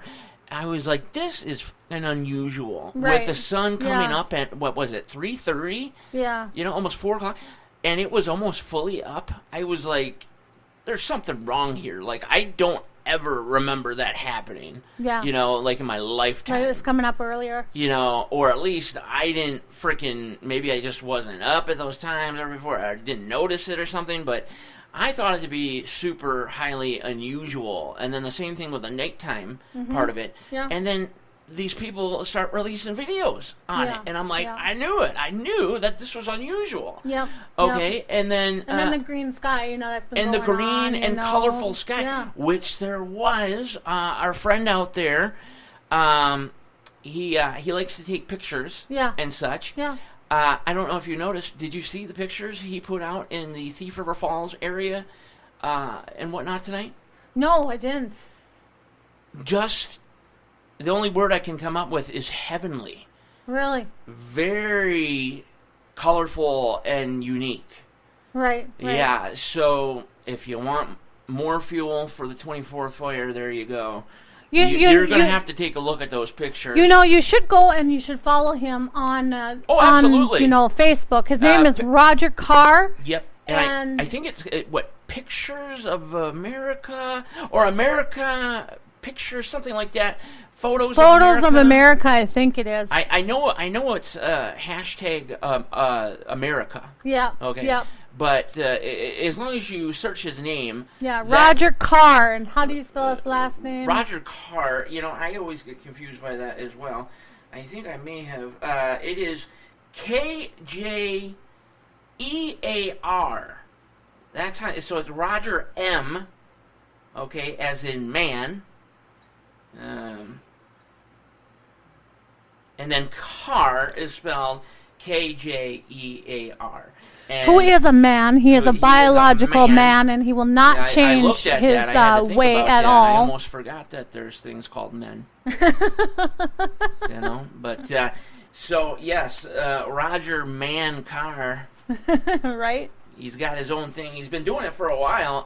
Just a lot of beautiful pictures of northern Minnesota and the region, really. And he even goes out. He accepts pictures from people too. Like people actually hashtag photos from around the country, even around the world, to his particular group. Yep. And he even goes out when there's a storm. He goes out and he tries to get pictures of the storm. Oh, and the clouds he's and big everything. time in yeah. I wouldn't necessarily call him a storm chaser. No. But he's totally intrigued by the weather and things like that here in northwest Minnesota. Yeah, and it's not just what goes on in the sky or anything like that. I mean, I believe that he does take like animal pictures too and stuff like that. Big time in animals. Yep. So that's a part of it as well. Yep. So very interesting. Go ahead, check it out. It's Roger M. Carr from Facebook. Yeah, let me look up. And we're going to check his exact group real quick. Because it is confusing. I know all those things are involved with it. There it is. Okay. It is Roger's Mother Nature pics and videos for hashtag America to see. Again, that's Roger's Mother Nature pics and videos for hashtag America to see. So head to that group, get into that group, and get active with some nature pictures, animal pictures, basically whatever's nice looking he likes. Oh, yes. So very beautiful displays. A lot of followers, great guy. So go do that, will you? Yes. All right. So, like I said, last week, on Wednesday particularly, over 800 people reported witnessing the astronomical sightings in Scotland and Northern Ireland. Okay? There was a meteorite that lasted over 20 seconds. And it was actually confirmed by the UK Meteor Network by using 170 detection cameras. And that's how they confirmed it. So I thought that was kind of interesting. There you go again. Yeah. That goes into, this DART activity. Yeah. Asteroid possibility. Well, DART hasn't even happened yet, though. It impacting hasn't. Supposedly on Monday. They've just been out there, shot out to space. So, I mean, what I'm saying is, though, that it points to that there's something possibly out there that they're not telling us about, that they're not saying much about. Right. Okay, keeping under wraps. Like I could go as far as to say Nibiru. Okay, Nibiru is out there, this rogue planet. Which they've discovered more and more. They think that there's a rogue planet, a very dark planet, just floating around in our own solar system, ready to sneak up on us, planet Earth, like a criminal in a back alley in New York in 1982. Mm-hmm. So, we don't know. Right. But it would more or less, though, indicate that there is something out there more or less like a asteroid, though, or a giant comet. that the first few fragments, pieces, and whatnot are beginning to enter our atmosphere. Breaking apart. Yeah, and if you remember, I know this is going to sound cheesy. Some people are going to call me out, but similar to the movie Armageddon. Yeah. If you recall, Right. there was some very small ones. Right. And then over a period of time, you started getting some bigger and bigger ones that impacted Paris and Hong Kong and things like that. And then, of course, the big one that was coming. Or you got Greenland. All these Greenland, movies the movie, that are associated with, yes, there you go. And, of course, the old saying that movies, they typically like to do the little ha-ha inside joke, anywhere between 5, 10, 15 years ahead of time, or even sooner in this case. Knowing the movie with Nicolas Cage, telling you what's going to happen. There has been an onslaught of asteroid devastation, movies of late, and even going back as far as, like I said, 15, 20, 25 years ago. Well, yeah, I mean, what was it, that one where the volcano erupted and the there was two of those. The grandma was up on the hill and they had to go get her? You had volcano, and then you had, was it Deep Impact? No, that was the asteroid. You had Dante's Peak. Dante's Peak, yes. I mean, just lots of things, And that goes into the supervolcano. Yeah, exactly. That was brought up just a couple days ago before I knew about this. What was I talking about? The possibility of a supervolcano going off. Right. That they had been talking about, that nobody's listening to the National Geographical Survey.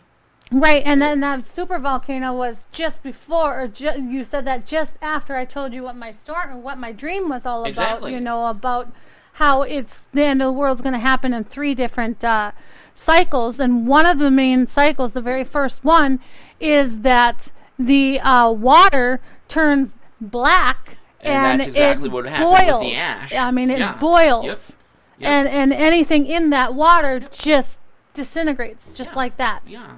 That's exactly what would happen. And then acid comes out of the sky, like the rain turns into acid. Yeah, so it would get into your breathing. You would have horrible time breathing. Planes would, if they go through the ash cloud, would literally just fall to the ground. Hundreds of thousands, tens of thousands of possible airplanes. If it is a supervolcano, could come crashing down. Okay. But then what would explain the third cycle, the very last one, which is fireballs coming out of the sky? Would that be the volcano erupting, that would be very or would easy. that be... A supervolcano would easily launch debris and rocks and things like that to the size of this apartment complex, even bigger. Okay. Buildings, hurling them, into the sky, miles and miles above, and dropping them back down, say, above the White House. Yeah, right. As The Simpsons again showed in episode 9. Yeah. It was season 9. No, it was season 24, episode 9. There you go. Okay, that they showed, which you could take as something from a supervolcano. All the things that happen, right? You could say that's from a supervolcano, and then the debris falling down near the White House. If it was a supervolcano, absolutely it would launch debris as far as Washington D.C. and even further. We're talking Europe and stuff. Into the oceans, causing tsunamis and things like that. Yeah. So it just depends on how big the supervolcano truly is. Well, for us, where we're at specifically, if it was always where we thought it would be, Yellowstone, we're pretty much out of the ball game already. We're tapped out. We're done. We're not going to make it. Yeah. But there's just another possibility. Go ahead. I know you're going to say something. Yep. Well, just as I was saying, in my dream, and stuff that I had, like I said, the water turned to black and it was boiling hot, and stuff, but it rose so fast. I mean, it just, if you're... So like a tsunami? Well, kind of in a way, but if you're looking at, like, let's say a small little ditch water, okay? Mm-hmm. And it's maybe a quarter of the way full. Okay. So just tiny little bits, right? Okay. All right. So within a minute, it rose all the way up to 3/4 full. Wow. Yeah. It was so fast. That it points was to unbelievable, tsunami-type scenarios for me. And the thing is that, it was completely, in my dream, it was completely like, clear sky. Okay. You wouldn't think nothing would go on, and I was actually on my way back to my mom's house to see my kids, is what I was actually on my way back to. Okay. I was in South Dakota. Gotcha. And I had made it through to North Dakota. I was halfway between North Dakota and South Dakota when this hit. Okay. All right. And as I'm going through these bridges that are also disintegrating because they're over the water and the water is touching underneath the bridge and it's very hot, I make it through these bridges, but then I end up in North Dakota. Okay. Where it got worse. The acid of the rain started coming down. It was just literally burning my skin as I was running into this abandoned building. And then I called my mom and I told her what was going on, that I didn't know if I was going to make it. She said everything was perfectly fine over there. There was nothing going on, which was really weird because it hadn't hit there yet, obviously. And then all of a sudden, I saw, fireballs coming from the sky, and that was it. That was it. Yeah. See, again, it could represent so much. I mean, just pulling up the news, look at that. Right there, one of the top stories at 2:15 a.m. in the morning, Central Time. It's just strange. Oh, what's that? School bus crashes into a river? School bus, that's breaking news as well out of Fargo. 2 hours ago, breaking news, the folks, school bus crashes into river with students on board near Leonard. Oh. Oh. Well, we'll have to look into that one. We'll be posting on NTR Facebook and hopefully NTR Twitter with some updates on that. That looked like that just happened. That was 2 hours ago. So, British Typhoon fighters helped sink a warship for the first time. That's 14 hours ago. That was a test. Of course, British Typhoon fighters are sort of interceptors, first response aircraft. They had a warship. It was a British warship that was decommissioned, not being used anymore. And taken apart. And they wanted to see how quickly they could take, a sort of modern-sized warship down. With typhoons. So that's what that was all about. Right. It's not like they attacked Russia or anything. No, but they could be like yes, testing, obviously getting prepared, ready. Yes, anybody can see through that and say, well, they're seeing what their first response typhoons can do because they're Russia's battle group. They'll have to come around the United Kingdom. Yeah. Okay, so United Kingdom will most likely, with NATO, will most likely be one of the first responses of multiple first responses in a World War III scenario. Mm-hmm. So they would have the typhoons out there as interceptors to be like, hey, where the fuck are you moving your group here? Right. And what's going on. And they would know their intentions quite easily. And then, if so, the typhoons, if they're launched upon or anything like that, can start fighting back. And they'll know the capacity or what is needed to maybe take down a ship or two. Yeah. So, Wow. And, of course, UK has more than just the typhoons, which were always meant to be more of a long-range bomber fighter, not a up-close dogfighter. Mm-hmm. Similar to how before Vietnam and in Vietnam in the 50s and things like that, that we built fighter jets that were designed to take out long-range nuclear fighters, bombers. Right. We, for some reason, just thought it would we thought that it would just be over. Yep. That the next war would, without question, be fought. Nuclear-wise, everybody would be gone. So there's no point for close dogfighting craft. So they made a horrible mistake and did not design a up-close, dogfighter. It was the F4, and they actually retrofit that thing to attempt to be an up-close fighter, which it actually was somewhat successful. But then finally, in the 80s, everybody knows, say his name, Tom Cruise and Top Gun. That's when we were like, hey, we gotta figure something out. Even well before that, actually. And then you had the F-15, the F-16, all that. And that's when we became, still to this date, as far as militaries around the world and superpowers, we still have air superiority in any scenario as of right now. Yeah. If other countries, as I had spoken before, discover our stealth technology that we have for our 22s and 35s, then we're going to start to have a little bit of a problem. But right now, like I said before, the key to winning any battle in a war scenario is you got to establish air superiority first. And as of right now, we would have that. Okay.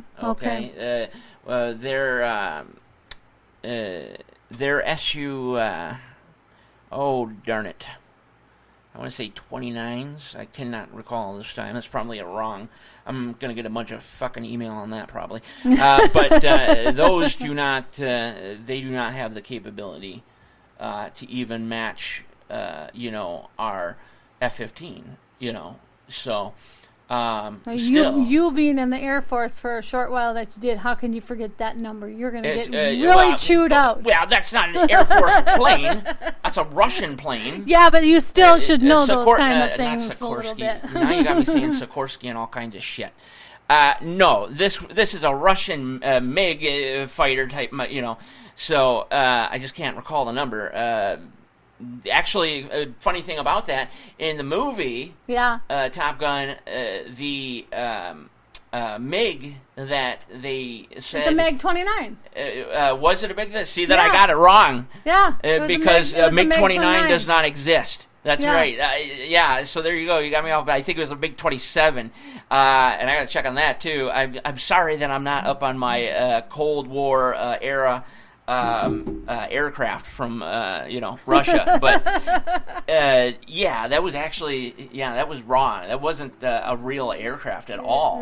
Right. So and then of course it goes on to you wouldn't even be able to do that maneuver because he was an inverted dive. You couldn't. And what were you doing there? Oh, I was giving him the finger. Yeah, the finger, right? I like those guys, and I can't recall their names. I think they're on YouTube. That go through movies like that, and they say all the things, because they're military guys, and me too, looking at the thing, and it's like, dude, that's cool, everybody's like, America, fuck yeah, man, fucking Ruskies, but in reality, Tom Cruise, his pilot, Goose, whatever, all those guys, dude, you would be in the brig, man. You would be probably facing capital punishment because you could have caused an international event. Yeah, you could have started World War, III or whatever have you, by accidentally, crashing into the Soviet aircraft. Just a multitude of things. And then giving them the bird, it would be more than enough to be that close and steady alone to do what you did. But it wouldn't be like the little bitching out that they got. No. it would be like as soon as they landed, they would have MPs waiting for their arrival to be arrested and thrown in the brig. Go ahead. Oh, wow. Okay, so we're going to go ahead, and I've got a few news stories I'm going to get through here, and then Daniel's going to talk about his last two possible scenarios or scenarios or whatever that it could possibly be tonight. So, Nebraska varsity high school football team cancels the season. A school district in Lincoln, Nebraska has canceled the rest of their high school football season this week. The decision was made due to the high number of injuries the team incurred since the start of the Northwest injuries in football. High school varsity team. The activities director said 20% of the team members have been out with various illnesses and injuries and not sure when they're going to return. Just like every other high school, college, amateur, or pro team of any sport, correct? Yeah. Okay.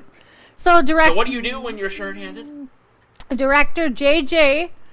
Tazak says, out of an abundance of caution, and with student safety as our focus, left weakening our society, we've decided to forfeit the remainder of the games.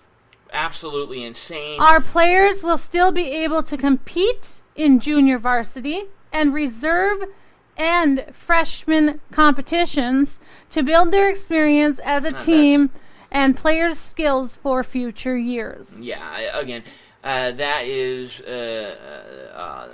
this hangover of leftist horseshit from the scandemic. Is it really coming to now when teams have some injuries, maybe a few colds, that the season must be canceled now? Can you imagine that in the NFL at this point, or the NHL? Oh my God, so-and-so has, pulled this and that and blah, blah, blah. We need to cancel the whole fucking season. Yeah, right. Like, it's just the left, again, attempting to curb masculinity, make men seem more feminine and, prissy and blah, blah, blah. Yeah. That's all that is. Whoever is in charge of that whole scenario in Lincoln, Nebraska needs to be fired. Fired, gone, bye-bye, see ya. You don't deserve a job, period. Yeah. And, real quickly, I'll just go into it again. I mentioned this before. But it was the school district, too, that voted on it. The school district needs to not be a school district anymore. Then I don't know what to say. Move those students to a conservative high school, so they can learn properly, number one, and participate in sports, just like any other conservative states and things like that. But anybody that supports the left, that are Democrat, no more. There's no more. As soon as you say that to me, you are absolutely 100% not credible. Okay, number one. Number two, I take you as a threat because your president told you to do so. And then we got that story coming up about that gentleman that killed that teenager. Yeah, it's coming up right now. We'll be talking about that. But telling leftists to go cause violence and make sure from coast to coast, whoever you are, landlords, okay, kicking out families to the streets if they're conservative, just blah blah blah. We can go on with it. But listen to this. This is why now. That when it comes to the left, or people that support the left, or like Biden, you don't let them get close to you. Okay, you don't let them do anything. They don't get in your aura. Yeah. And if they start to get too violent or too close to you, it's not ask questions first. It's ask questions later, if you know what I mean. Yep. Because they will be aggressive. They will attempt to hurt you or kill you. Yep. So what are you going to do? You need to act first. See, this scenario came not very far. And if anybody's got a problem with that, by the way, you can talk to me any day of the week, okay? Because the leftists have been made to be that way by Biden and the Biden regime. Mm-hmm. They have been made now to, they have been told to attack. Yeah. To attack. To cause violence and harm. Yeah. Or disrupt anything conservative by, like what we're going through, for example, throwing us to the streets in the middle of winter for doing absolutely nothing wrong. Okay? So, with what she's going to read here next, it's going to piss you off so bad, but it is to the point. I don't care who you are. If you support the left, you back the fuck away from me. Yeah. Okay? And if you get too close, I am going to defend myself. Yep. Okay? Lethally if I have to. Yep. Okay? Because you are a threat to me. Yep. I have it on tape. Yep. I have it on audio. Yep. Your president telling you to do so. Yep. And then we have this story. Go ahead and read it. Yes. And this was so close to home too. Okay. So, the driver admitted to intentionally killing the teenager at a North Dakota street dance. Okay. So, according to court papers, it was not an accident. It was an act of a politically attack. A politically motivated attack. Yep. So how about that?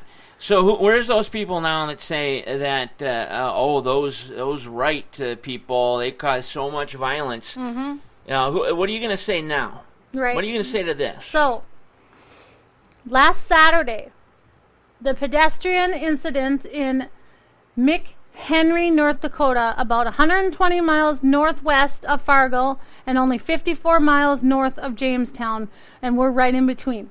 Okay, 18-year-old. Say his name. Kaylor. Don't say the asshole's name, but say the guy, the victim, the unfortunate victim. 18-year-old Kaylor Ellinson called his mom to come rescue him because Shannon Brandt, 41 years old, was chasing him all over the street with his car. Just said his name. Yeah, well... here we don't like to give publicity to these fucking we don't. Freaks of nature, which is the Democrats or left supporters. No. Okay, so by the time she showed up, it was too late. That is so sad. He basically got ran over by his car. Wow. Yeah. Wow. So that's why, again, I talked about it on NTR Facebook earlier. Ted Cruz, absolutely correct. Constitutional carry needs to be put in effect immediately. You have to be able to defend yourself against the left. Yeah. Okay. I mean, if the 24th don't happen here or whatever, we're gonna have a civil war. Yeah. Okay. Yeah. And it's just it's not a matter of if, it's a matter of when now. Yep. So but you need to be able to defend yourself. You need to be able to kill these people, because if you're not able to stop them, they are going to kill you. Yep. And here's a perfect example again.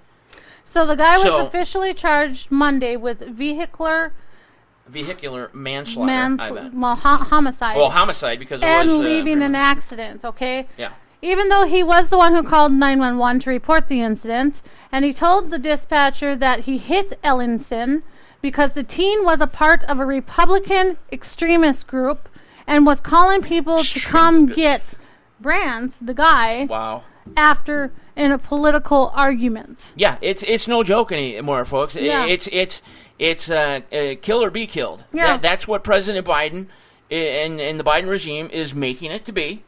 He is telling leftist supporters, Democratic supporters across the nation, that's about half the population, to essentially cause violence, kill, disrupt Republicans, conservatives, and if you're not prepared, you will be hurt or killed. Yep. So it's kill or be killed in these situations. You cannot trust anybody from the left or the Democratic Party any longer. Yeah. Because they hate you. They're brainwashed. They hate us. They hate the more than half the population who are mega Trump supporters and conservatives in general. Yep. There you go. That's what happened. I want everybody saying, "Oh my gosh, you said you're going to kill them."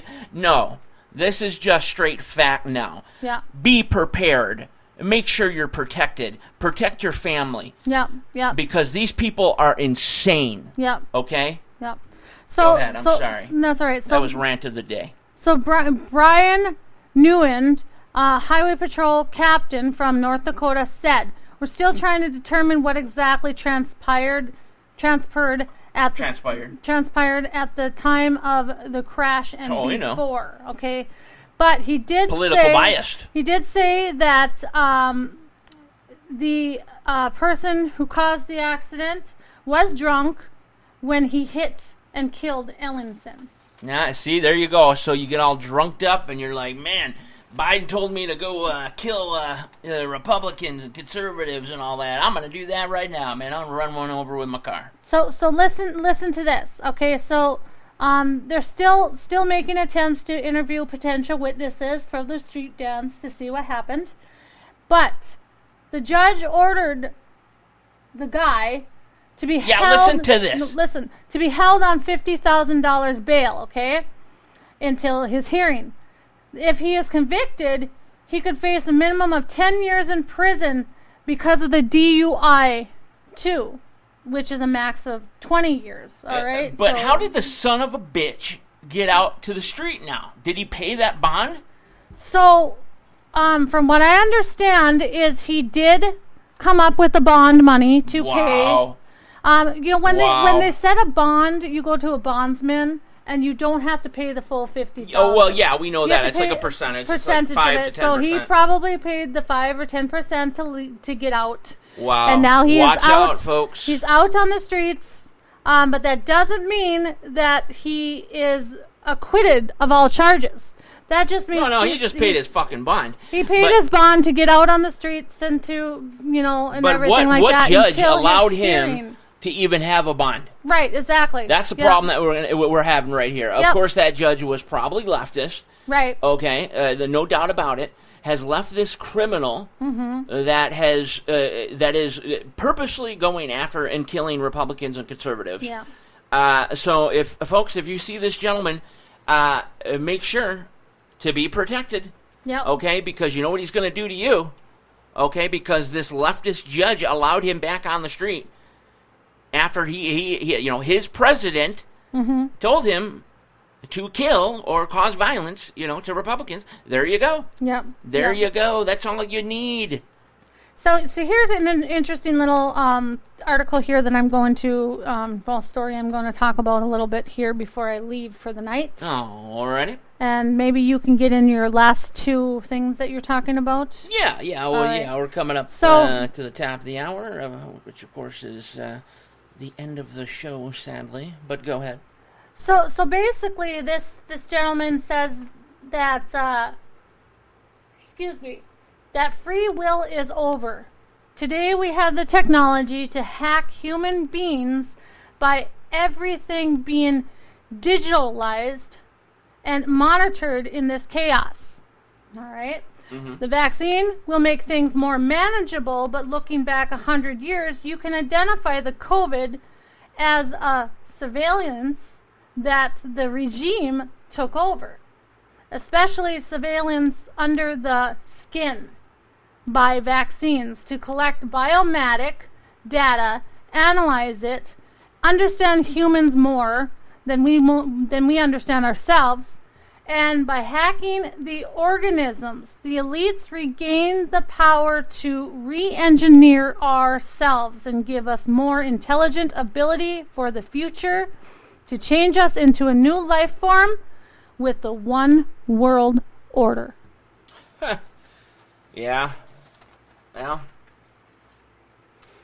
that's... So that is something that could very well happen, or is starting to happen as well. Oh, yeah. If this supernova, super flare, whatever X flare that we get... if we don't get hit by it, that's leading the way in Vegas. Let's put it that way. Yeah, if it doesn't happen, that could very well show what is going to happen in the future. That was a very good article there. I mean, in one way or another, and this is just, I'm personally going to speak from my heart on this one. I feel as though we are being lied to. There is some sort of cover-up. Agenda, yeah. a good way to say it.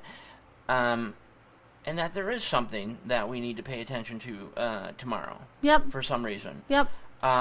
So I would say be extremely careful and watchful tomorrow. Yeah.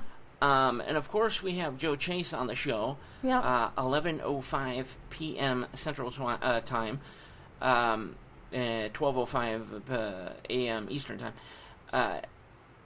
And he's going to be talking a lot about just in general this whole scenario. You know, of course, the show is titled "Is This the End?" We're going to touch on a multitude of things. Mm-hmm. And again, I don't think we're going to be able to fit this into 3 hours. So we might not. But see, here's the thing here, real quick. But with him being on the show tomorrow, it's like, wow, was that meant to be or not? Right, and That's how I feel. Here's the quote that I just came up with. I was just looking for Go ahead. my quotes here, and I think this quote actually fits really good.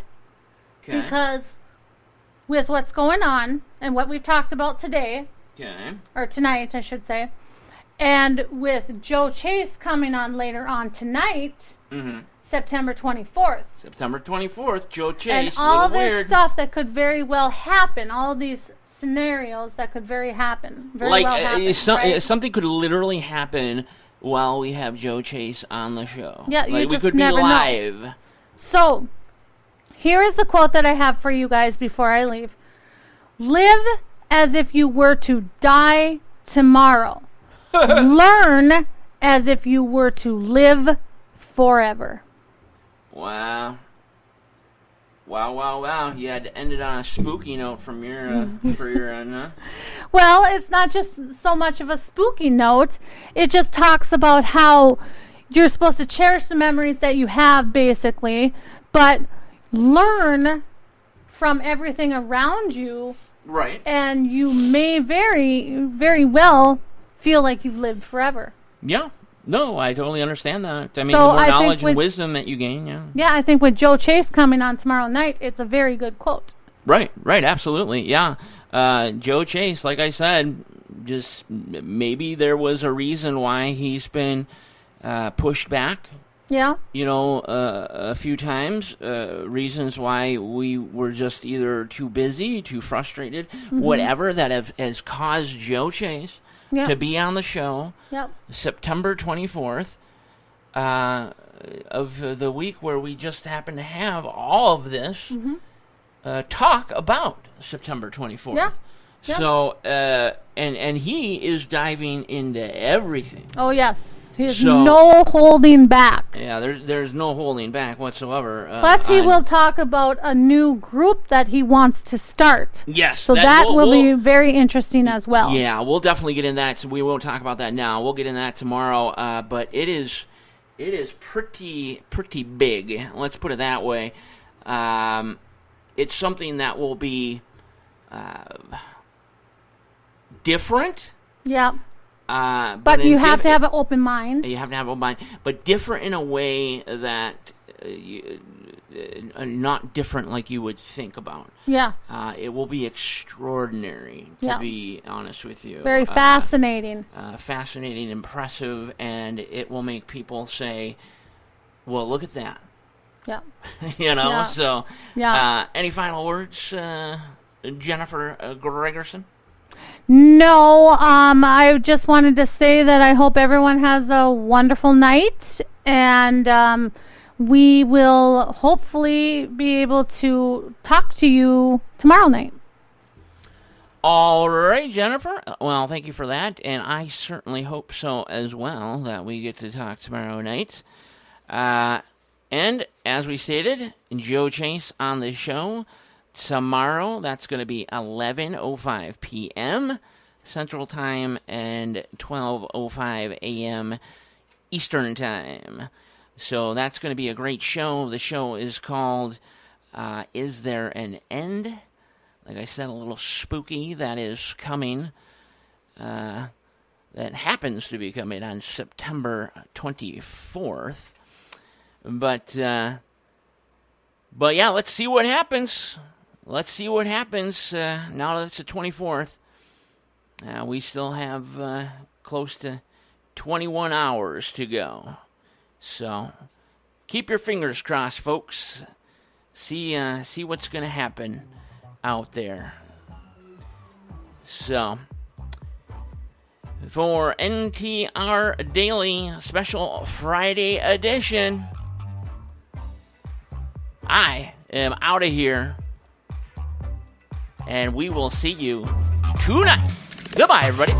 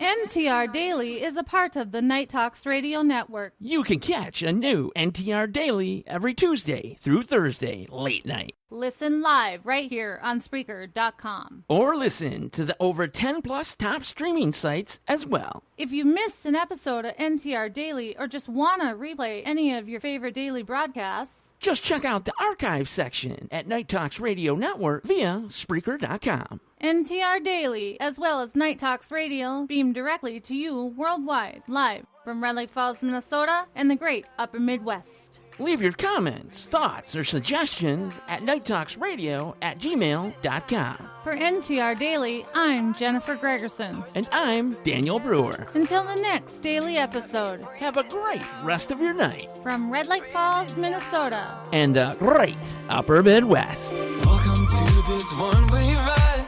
We're all on it, got to give it a go. All we got is hope. Don't you know? Wipe the floor of yesterday. You can change it anyway. And you're never alone, never alone. Doesn't matter what they say. Doesn't really matter what they do. Let go, baby, let me breathe it now. Let go, breathe it now. Doesn't matter where I go. Night Talks Radio with Daniel Brewer and Jennifer Gregerson, NTR Daily, and the Night Talks Radio Network, copyright 2022. Any and all Night Talks Radio Network audio or content cannot be reused or rebroadcast by anyone or any entity, whether online or terrestrial, without the complete verbal and or written consent of the Night Talks Radio Network and its creators, Daniel Brewer and Jennifer Gregerson. Hey, folks, before I'm out of here, we've had a multitude of people writing in, and yes, indeed, we did forget the answer to Jennifer's trivia question. It was the future. So long, everybody.